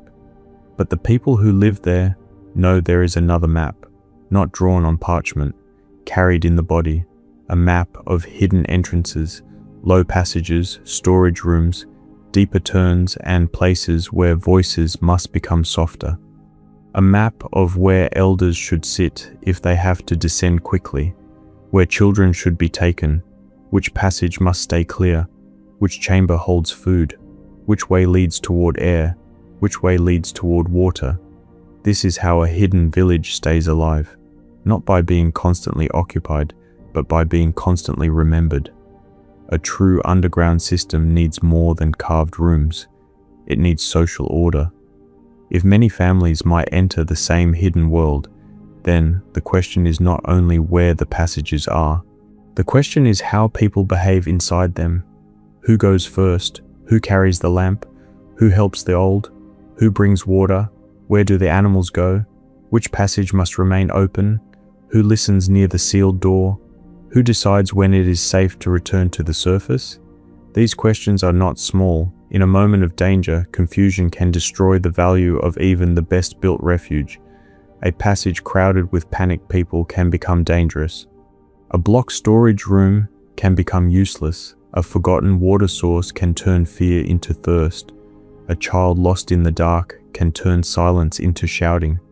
So the underground village had to create order before panic arrived. That order may not have looked like government. It may not have had written laws, official titles, or formal commands. But human communities are very good at building invisible systems. A trusted elder, a strong person who can move the stone, a careful person who remembers supplies, a parent who calms children, a young person sent to check a passage, someone with good hearing placed near the door. Roles appear because need creates them. And once roles appear, the refuge becomes more than a space. It becomes a community. That is another step in the rise. The underground is no longer only a collection of rooms. It is a place where people know what to do. Think of the spaces inside this hidden village. Some rooms would feel practical and crowded, used for jars, grain, tools, and supplies. Some areas might be better suited for families to sit or rest. Some corners might be avoided because the air was weaker, or because sound traveled too far. Some passages would feel almost sacred in their usefulness because they connected the deeper world to breath, water, or escape. A person who belonged to the system would not experience it as a maze. They would experience it as a familiar place, this chamber for storage, this bend where you lower your voice, this shaft where the cool air comes down, this door that must not be moved until everyone is inside, this passage that leads toward another family's space, this room where the children stayed last time. To outsiders, the underground city would be confusing. To those who knew it, confusion was part of the defense. They knew where to duck, where to wait, where the floor became uneven, where a lamp was needed, where darkness could be crossed by memory alone. Every city has citizens. The underground city had people who knew how to move through it. That knowledge is a kind of belonging, not the ownership of kings or property, but the deeper ownership of familiarity. A place belongs to you when your body knows how to move through it in the dark. This is one of the reasons the hidden village is so powerful to imagine. It was not simply beneath the settlement. It was woven into the settlement's identity. The surface and the underground were not enemies. They were partners. The surface gave light, fields, work, trade, weather, and ordinary life. The underground gave protection, storage, memory, and the possibility of return. Together, they made the village stronger than it looked. From the outside, the settlement might seem fragile, but hidden depth changes fragility. A village with no refuge depends entirely on what can be defended in the open. A village with a hidden world beneath it has another strategy. It can withdraw, it can wait, it can preserve its people even if the houses above are searched or damaged. It can allow life to pause without ending. This is not weakness, it is adaptation. Many powerful places in history became powerful by expanding outward. They built walls, armies, roads, ports, towers, and gates. They announced themselves to the world. The underground village became powerful by doing the opposite. It contracted, it concealed, it made itself hard to find, hard to enter, hard to understand, and hard to destroy completely. That is why this rise is so quiet. Its greatness did not begin with conquest. It began with a community learning how to become less vulnerable. And that kind of greatness is easy to overlook. We often admire cities at their peak, the depth, the scale, the levels, the stone doors, the mystery. But the real achievement may be softer and more human. The ability of a community to cooperate in darkness, to share air, to keep children calm, to store food for people not yet hungry, to maintain a hidden world that might not be needed this year, but could save everyone next year. That is civilization in one of its simplest forms, not marble, not crowns, not shining walls, but shared survival. Inside the hidden village, life would not have been easy. The spaces were close. The air, even when moving, was not the open wind. Darkness could press on the mind. The lack of sunlight could make time strange. The sounds of animals, children, lamps, whispers, and shifting bodies could make silence feel fragile. But because the underground had become organized, discomfort did not have to become chaos. There were places to go, things to do, roles to follow. A person could fetch water, another could check food, someone could watch the passage, someone could comfort children, someone could listen for sounds from above. Work gives fear a shape, and shaped fear is easier to endure. This may be one of the oldest secrets of survival communities. People can bear hardship better when they have a role. A hidden village gives people roles. It tells them, you are not only trapped here, you are helping this place stay alive. And so, beneath the ordinary village, a second society waits, not permanent in the same way as the surface, not comfortable like a home in daylight, but real enough to hold life when life has nowhere else to go. By now, the refuge has changed completely. It began as one room, then it became rooms and passages, then it gained doors, air, water, food, and sleeping spaces. Now it has become a social world, a village below the village. But even this is not the final form. A hidden village can protect a community, but an underground city requires scale, more space, more levels, more labor, more knowledge of stone. The city had to be expanded by hands, generation after generation, with tools striking into the soft rock until darkness itself became organized. And if you listen closely in the next part of the story, you can almost hear it. The slow sound of tools in stone, the sound of the hidden world growing deeper. Every hidden world has to be made twice. First, it is made in the imagination. Someone looks at a wall of pale stone and believes there could be a room inside it. Someone stands in a narrow passage and imagines it going farther. Someone remembers how crowded the last night was, how heavy the air became, how close the children sat to the entrance, and understands that the refuge is still too small. Then it has to be made by hand. This is the slower part of the story, not the moment when danger comes, not the stone door closing, not the sudden silence of families hiding below the village, but the patient labor that happens in calmer days, when people return underground with lamps, baskets, tools, and the memory of what the hidden world still lacks. Try to hear it. A dull strike in the dark, then another, tool against stone, a pause, a breath, a little dust falling to the floor. The sound does not echo like thunder. It is closer than that, almost private. It belongs to the chamber.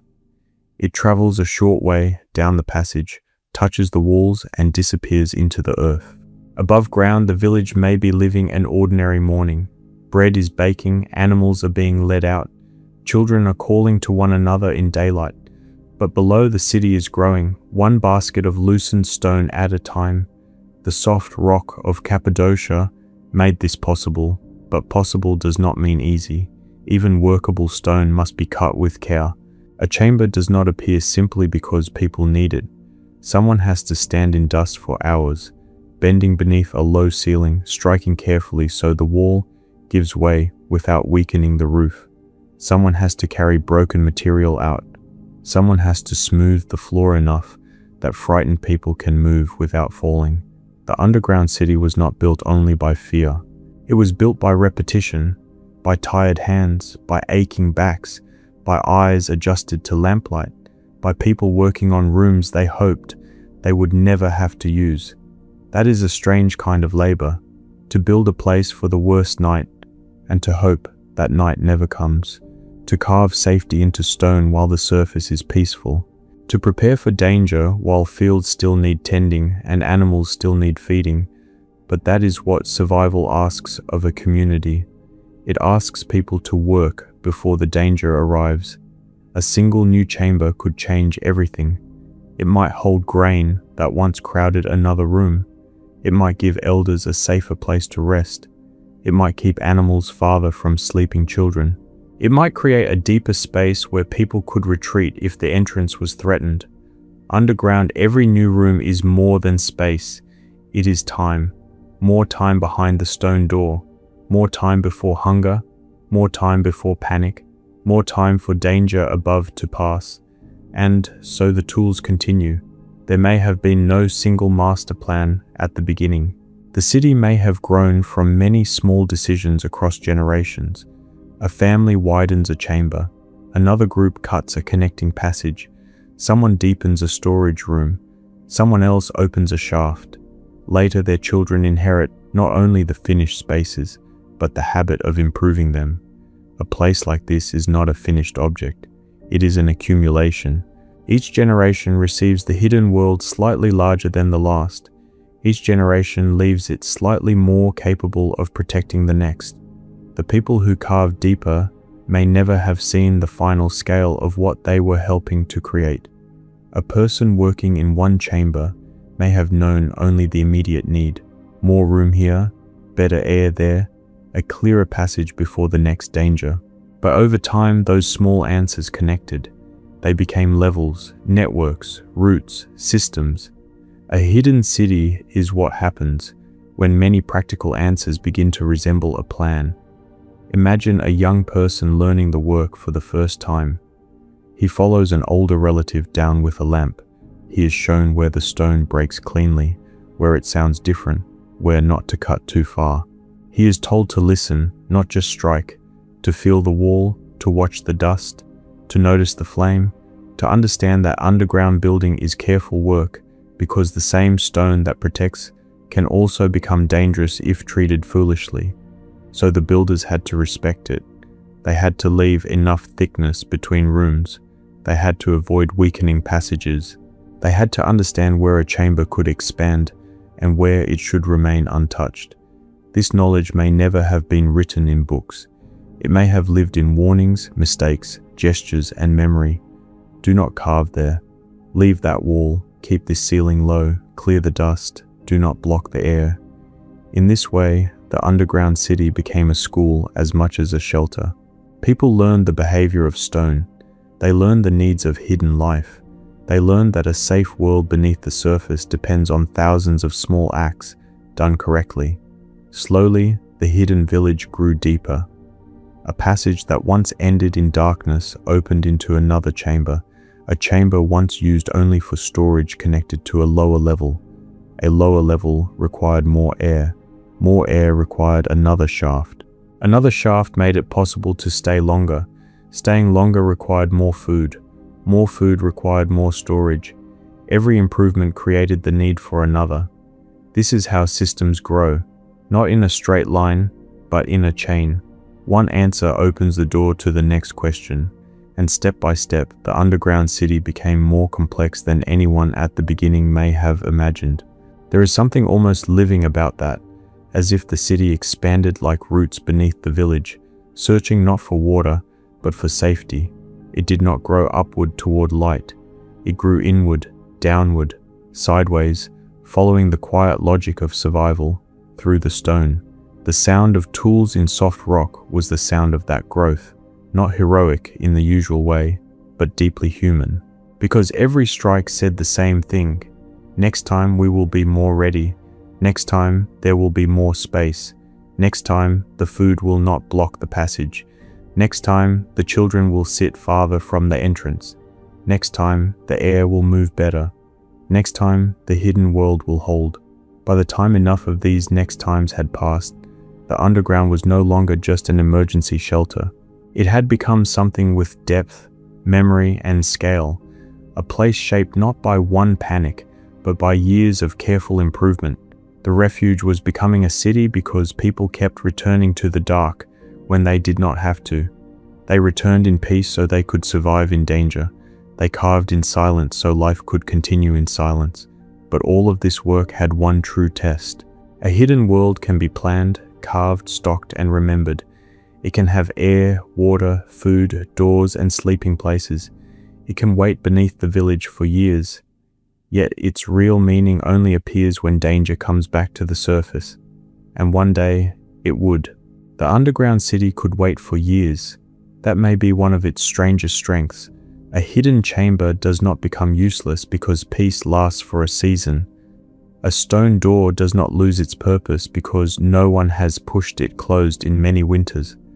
A storage room checked after harvest, a passage kept clear, a shaft protected from blockage, a lamp placed where hands can find it in the dark. All of these are acts of patience. They belong to a future no one wants to arrive. But one day, danger returns to the surface. It may begin quietly. Not with a battle, not with flames on the horizon, not with shouting at the door, just a small break in the ordinary rhythm of the day. A traveler comes too quickly along the road. A shepherd sees movement where no one should be moving. Dust rises beyond a ridge. An animal grows restless. A neighbor arrives from another settlement with news spoken in a low voice. Someone has seen armed men. Someone has heard that another village was searched. Someone does not know if the story is true, but no one wants to wait until truth is standing in the courtyard. Above ground, the village changes before it moves. People become quieter. Tasks that usually take time are finished quickly. Animals are brought closer. A mother calls a child away from the path. A man repairing a wall stops and looks toward the horizon. The old people notice the silence between the adults. The children may not understand the danger, but they feel it in the way hands move faster and voices drop lower. This is the moment when preparation becomes real. All those quiet years of maintaining the hidden world now matter. The stored food matters, the water matters, the air shaft matters, the remembered route matters. The stone door, waiting in darkness, becomes important again. A village that has prepared does not need to become a crowd. It becomes a movement. Someone opens the entrance, not with drama, not with a shout, carefully, quickly, in a way that has been practiced or remembered. Perhaps a covering is moved, perhaps a panel is lifted, perhaps a dark opening appears in the corner of a room where only moments before daily life seemed ordinary. The first people descend. Children may go first, or elders, or whoever needs the most time. Someone carries a lamp, someone carries bread, someone takes a water skin, someone lifts a bundle of cloth, someone remembers the oil, someone else remembers that the passage must not be blocked. This is not panic. If the system has worked, it is fear with a path. That is what the underground city gave them, a direction, down. The air changes as they descend. The open warmth of the surface gives way to cool stone. The sounds of the village grow muffled. The light from the entrance falls across the passage for a moment, then breaks as bodies move through it. Feet shuffle carefully. Cloth brushes against the wall. A child whispers a question and is answered only by a hand on the shoulder. The underground receives them one by one. A refuge used for the first time might feel strange and terrifying, but a refuge known through memory feels different. It is still dark, it is still narrow, it still carries fear, but it is not unknown. The people have been here before in calmer moments. They know where the passage turns, they know where the ceiling lowers, they know which chamber opens next. Familiarity does not remove fear, it gives fear a shape. Above them, danger may be drawing closer, but below, the hidden city begins to do what it was made to do. It separates the village from the open world. It turns families into a quiet stream moving through stone. It takes the most vulnerable lives and moves them where the horizon cannot reach. Now imagine the last person at the entrance. This person may be young and strong, or simply trusted. Their task is not to run first, but to make sure the way closes behind the others. They listen once to the surface. Perhaps there is nothing. Perhaps there is too much. Then the entrance is hidden. Deeper inside, the stone door waits. The people move past it. The last lamp crosses the threshold. The last child is guided through. Then hands go to the heavy, round stone. It begins to move. Slowly at first, stone against stone. A scrape that seems too loud to those inside, though perhaps it cannot be heard above it all. Dust falls near the base. The round door rolls into place, closing the passage that carried the village into safety. Then it settles, a deep sound, a final weight. The underground world is sealed. For a few moments, no one knows what to do except listen. This silence is not empty. It is crowded with meaning. It holds the breathing of children, the shifting of animals, the faint movement of a lamp flame, the old fear of being found, and the new comfort of knowing that stone now stands between the hidden community and the surface. Outside, someone might walk through the village and see very little. A few empty rooms, a cold hearth, a courtyard, a path. Perhaps signs that people left quickly, but not enough to reveal where they went. The real village is no longer where it appears to be. It has moved into its shadow. This is the underground city at its most powerful. Not centuries later, when visitors admire its depth. Not when maps are drawn. Not when people measure shafts and chambers. But in the moment when a living community disappears into it, and the city keeps them alive. Everything built before this moment now has a purpose. The passages guide movement. The storage rooms hold food. The air shafts keep lamps from dying. The water source waits in the dark. The sleeping spaces receive children whose fear becomes exhaustion. The stone doors hold the boundary. The hidden world is no longer preparation. It is action. And yet the action is quiet. That is important. The underground city does not survive by becoming louder than danger. It survives by becoming stiller, by making life small, patient, dark, and difficult to detect, by asking frightened people to do one of the hardest things frightened people can do: remain calm together. Inside, tasks begin. Someone counts the children. Someone checks that the old have reached the chamber safely. Someone moves jars away from a crowded passage. Someone brings water. Someone lowers the lamp. Someone tells the children they must rest now, even if they are not sleepy. Someone listens near the sealed corridor, not because listening can change what happens above, but because listening gives fear a place to go. The city is working through them. Every person becomes part of its design. A wall alone cannot save people if they become a panicked crowd. A shaft cannot keep a chamber livable if smoke is careless. A storage room cannot prevent hunger if supplies are wasted. The underground city needs human discipline as much as stone engineering. This may be the true test, not whether the city exists, whether the people can become quiet enough to use it. Hours pass differently below ground. Without sunlight, the mind measures time by events. The first drink of water, the first child asleep, the first lamp lowered, the first sound from somewhere beyond the stone, the first long stretch in which nothing happens. Nothing happening can feel like mercy. No shout at the entrance, no strike against the door, no order to move deeper, only waiting. Waiting is not easy, but it means the city has not failed. The old fear remains. What if they are found? What if the air grows heavy?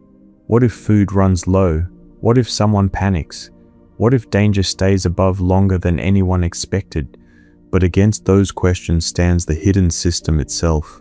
The room, the passage, the door, the shaft, the water, the food, the people who know how to share silence. This is why the rise of the underground city is so remarkable. It did not make danger disappear. It gave ordinary people a way to outlast it. And in many human stories, outlasting is a form of victory. A village that can wait may return. A family that can sleep behind stone may wake again.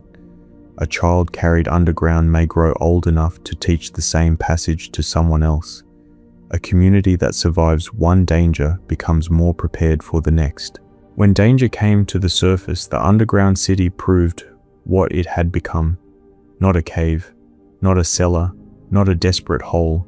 A hidden world ready beneath the feet of the people who needed it.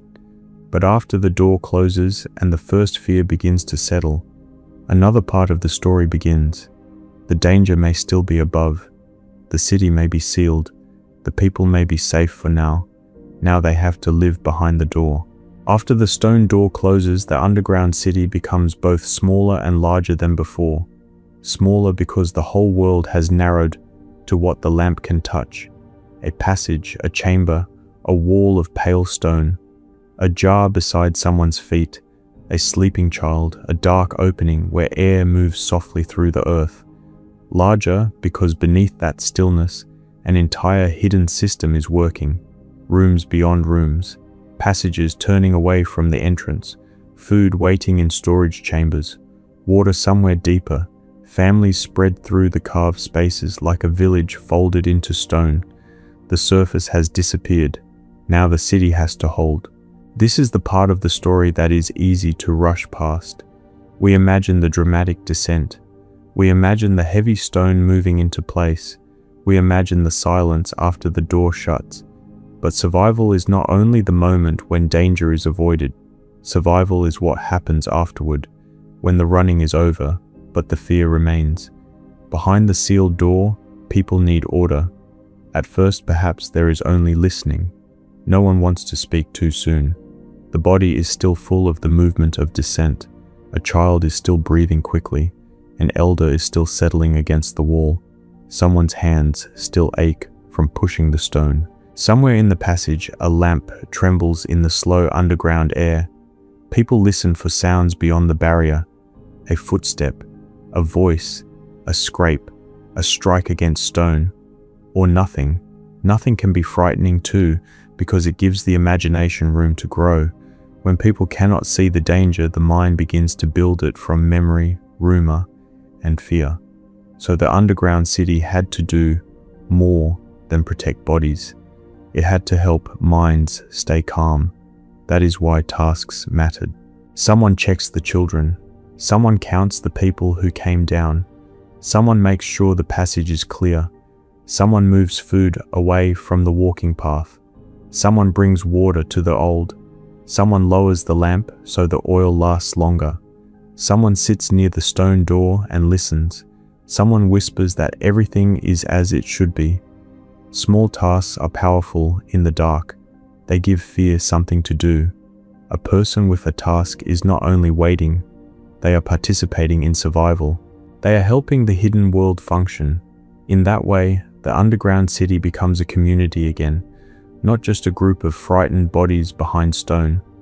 Imagine one family in a side chamber. A father may sit near the passage, listening. A mother may hold two children wrapped close against her side.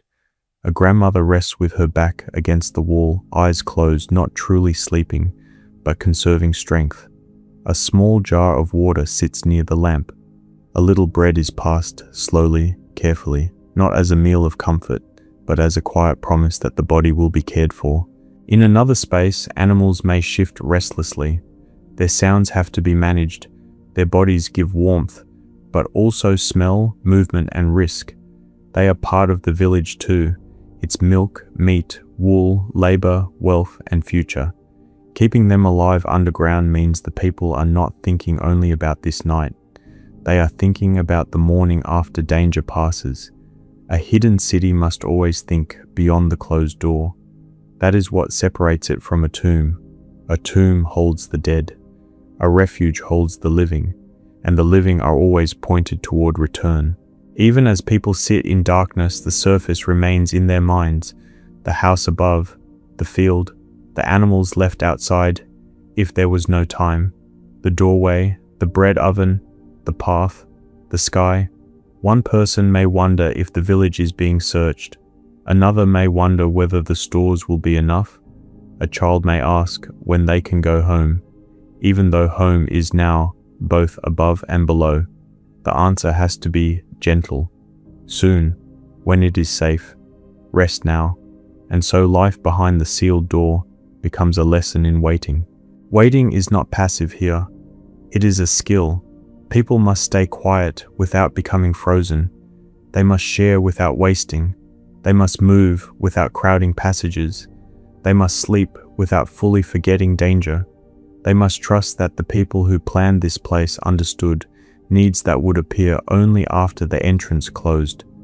Air, water, food, light, silence, space. Each one becomes more precious underground. A lamp above ground is ordinary. Below ground, it is a small sun. It marks the center of a room. It lets people see faces. It keeps darkness from becoming complete. But it also uses oil, and too much smoke can make the air worse. So light must be used carefully. Enough to comfort, not enough to waste. Water is the same. A drink is simple in daylight.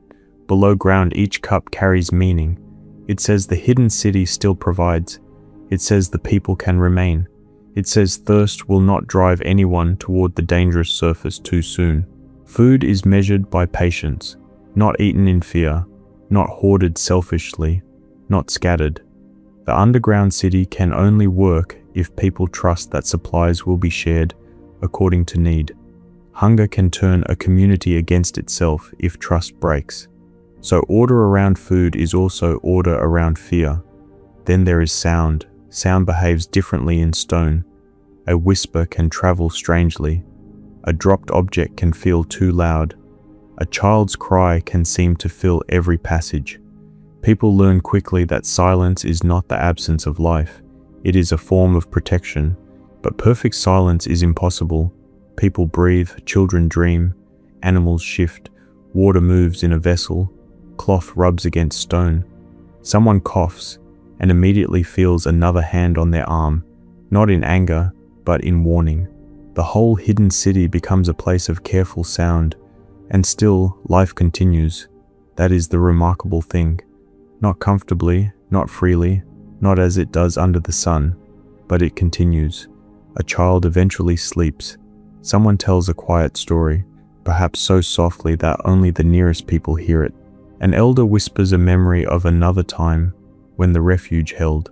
A person who was shaking begins to calm. The city that felt strange in the first hour becomes more familiar in the second. Human beings can adapt to almost anything if there is enough order, enough trust, and enough hope. Behind the sealed door, the underground city teaches all three. Order, because each space has a purpose. Trust, because no one survives alone down here.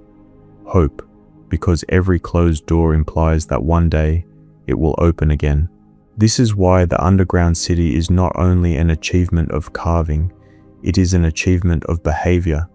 The walls could be strong, the doors heavy, the air shafts clever, but without cooperation the system would fail. People had to become part of the architecture. Their silence was a wall, their patience was a door, their memory was a map, their trust was the true foundation beneath the stone. Hours pass. Perhaps the danger above grows distant. Perhaps it remains. Perhaps no one knows. The city continues in its hidden rhythm. Someone checks the passage. Someone shares water. Someone adjusts the lamp. Someone listens. Someone sleeps. Above, the village may appear empty. Below, it is alive. And in that reversal, the underground city reaches one of its deepest forms. It is no longer only a place people built. It is a place that has taught people how to survive inside it. The refuge has become a living system. But human beings need more than air, food, water, and shelter. In long darkness, they also need meaning. They need something to hold the mind when fear cannot be solved by work alone. They need memory, ritual, prayer, and the feeling that even below the earth, they have not been abandoned. And so, deeper inside the hidden city, another kind of space begins to matter. Not only the spaces that keep bodies alive, the spaces that help the spirit endure. Power does not always look like a tower. Sometimes power is a wall so high that no one can climb it. Sometimes it is an army crossing a plain, a harbor filled with ships, a throne room bright with gold, or a city gate carved to make strangers feel small. But the power of this underground city was different. It was not made to be seen. Its strength was the ability to disappear. That is what makes it so unusual. The people who built and used this hidden world were not trying to dominate the landscape. They were not building a capital for kings, or a monument for travelers, or a palace to prove wealth. They were creating a second life beneath the first one, a place where their community could continue when the surface became unsafe. This was power without display. A village above ground could be searched, a door could be broken, a field could be burned, a courtyard could be emptied, but if the hidden entrances remained secret, if the passages were remembered, if the stone doors closed in time, then the real life of the village could slip below the earth and wait.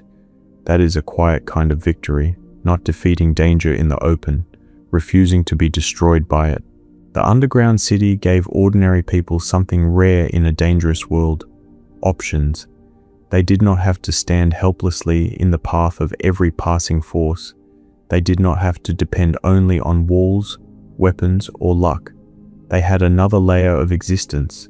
When the surface became too dangerous, they could become invisible.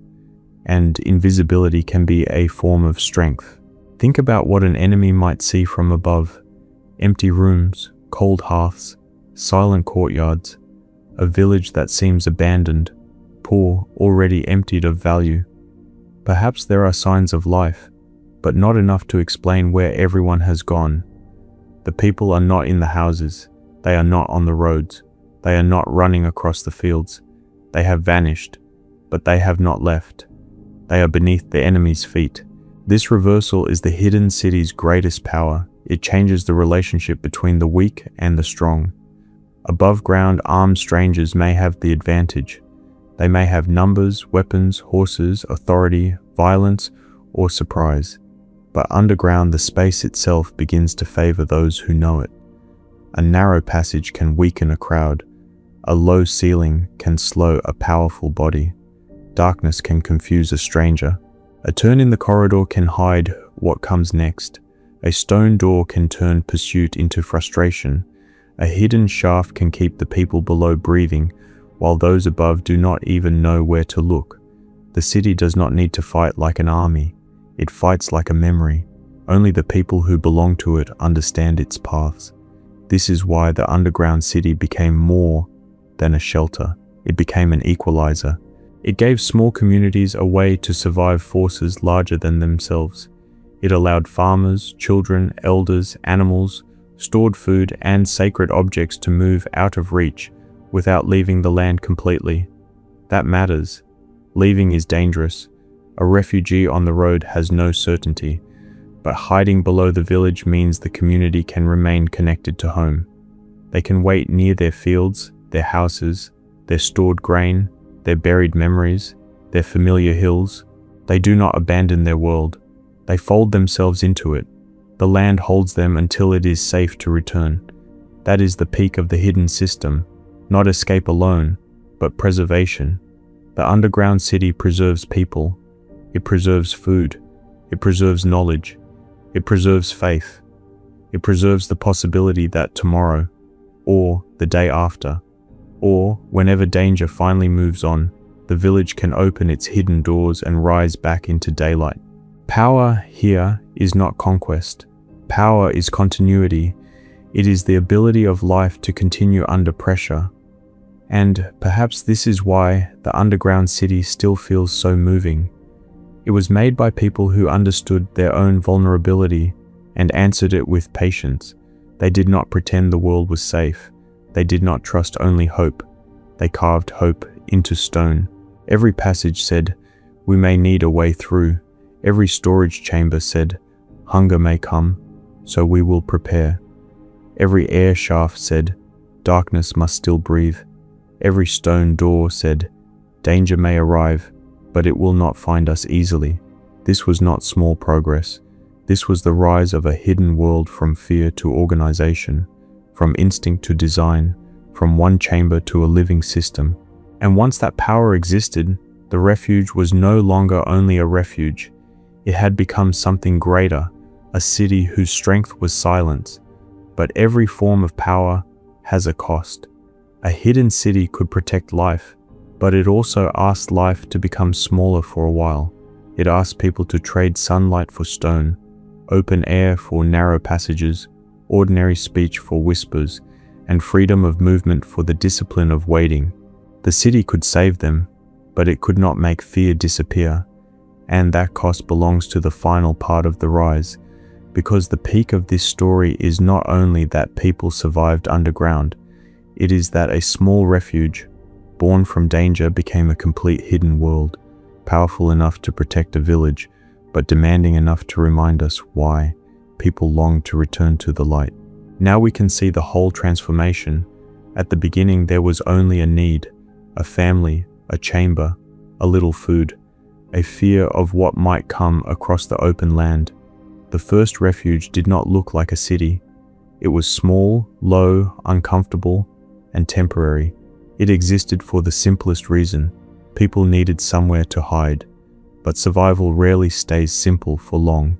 One room became more than one room. A chamber became a passage. A passage became a connection. Storage spaces appeared. Entrances were hidden. Stone doors were carved. Air shafts were open. Water was protected. Food was stored before danger arrived. Sleeping places were remembered. People learned where to go, when to move, how to stay quiet, and how to trust one another in the dark. Step by step, the refuge stopped being a reaction. It became a design. This is the true peak of the story.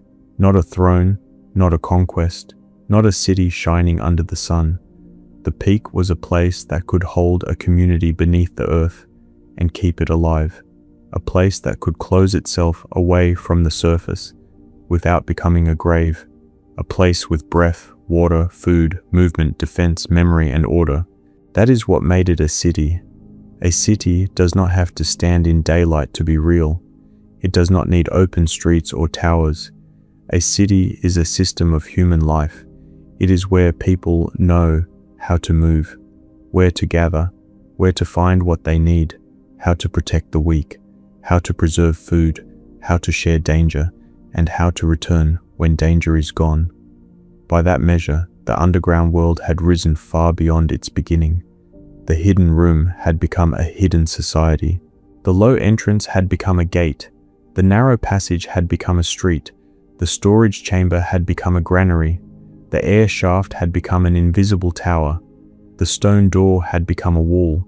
And the frightened group in the first chamber had become a community capable of surviving below the world. This was not greatness in the usual form. It did not announce itself. It did not rise above the landscape. It waited beneath it. Its power was not in being seen, but in being ready. A hidden refuge became an entire underground city, not suddenly, not magically, but through pressure, memory, labor, and need. Through fear that became planning, through planning that became architecture, through architecture that became a way of life. People did not choose the safest world. They lived in the world they had. Open land, moving danger, uncertain peace, and stone that could be carved. They could not control every army, every raid, every season, every rumor, every shadow on the road. But they could control the space beneath their feet. They could make it deeper. They could make it safer. They could teach the way down. They could store tomorrow in the dark. And in doing so, they turned weakness into endurance. The peak of the underground city was not luxury. It was readiness. It was the ability of ordinary people to disappear without being destroyed, to wait without collapsing, and to return when the surface became theirs again.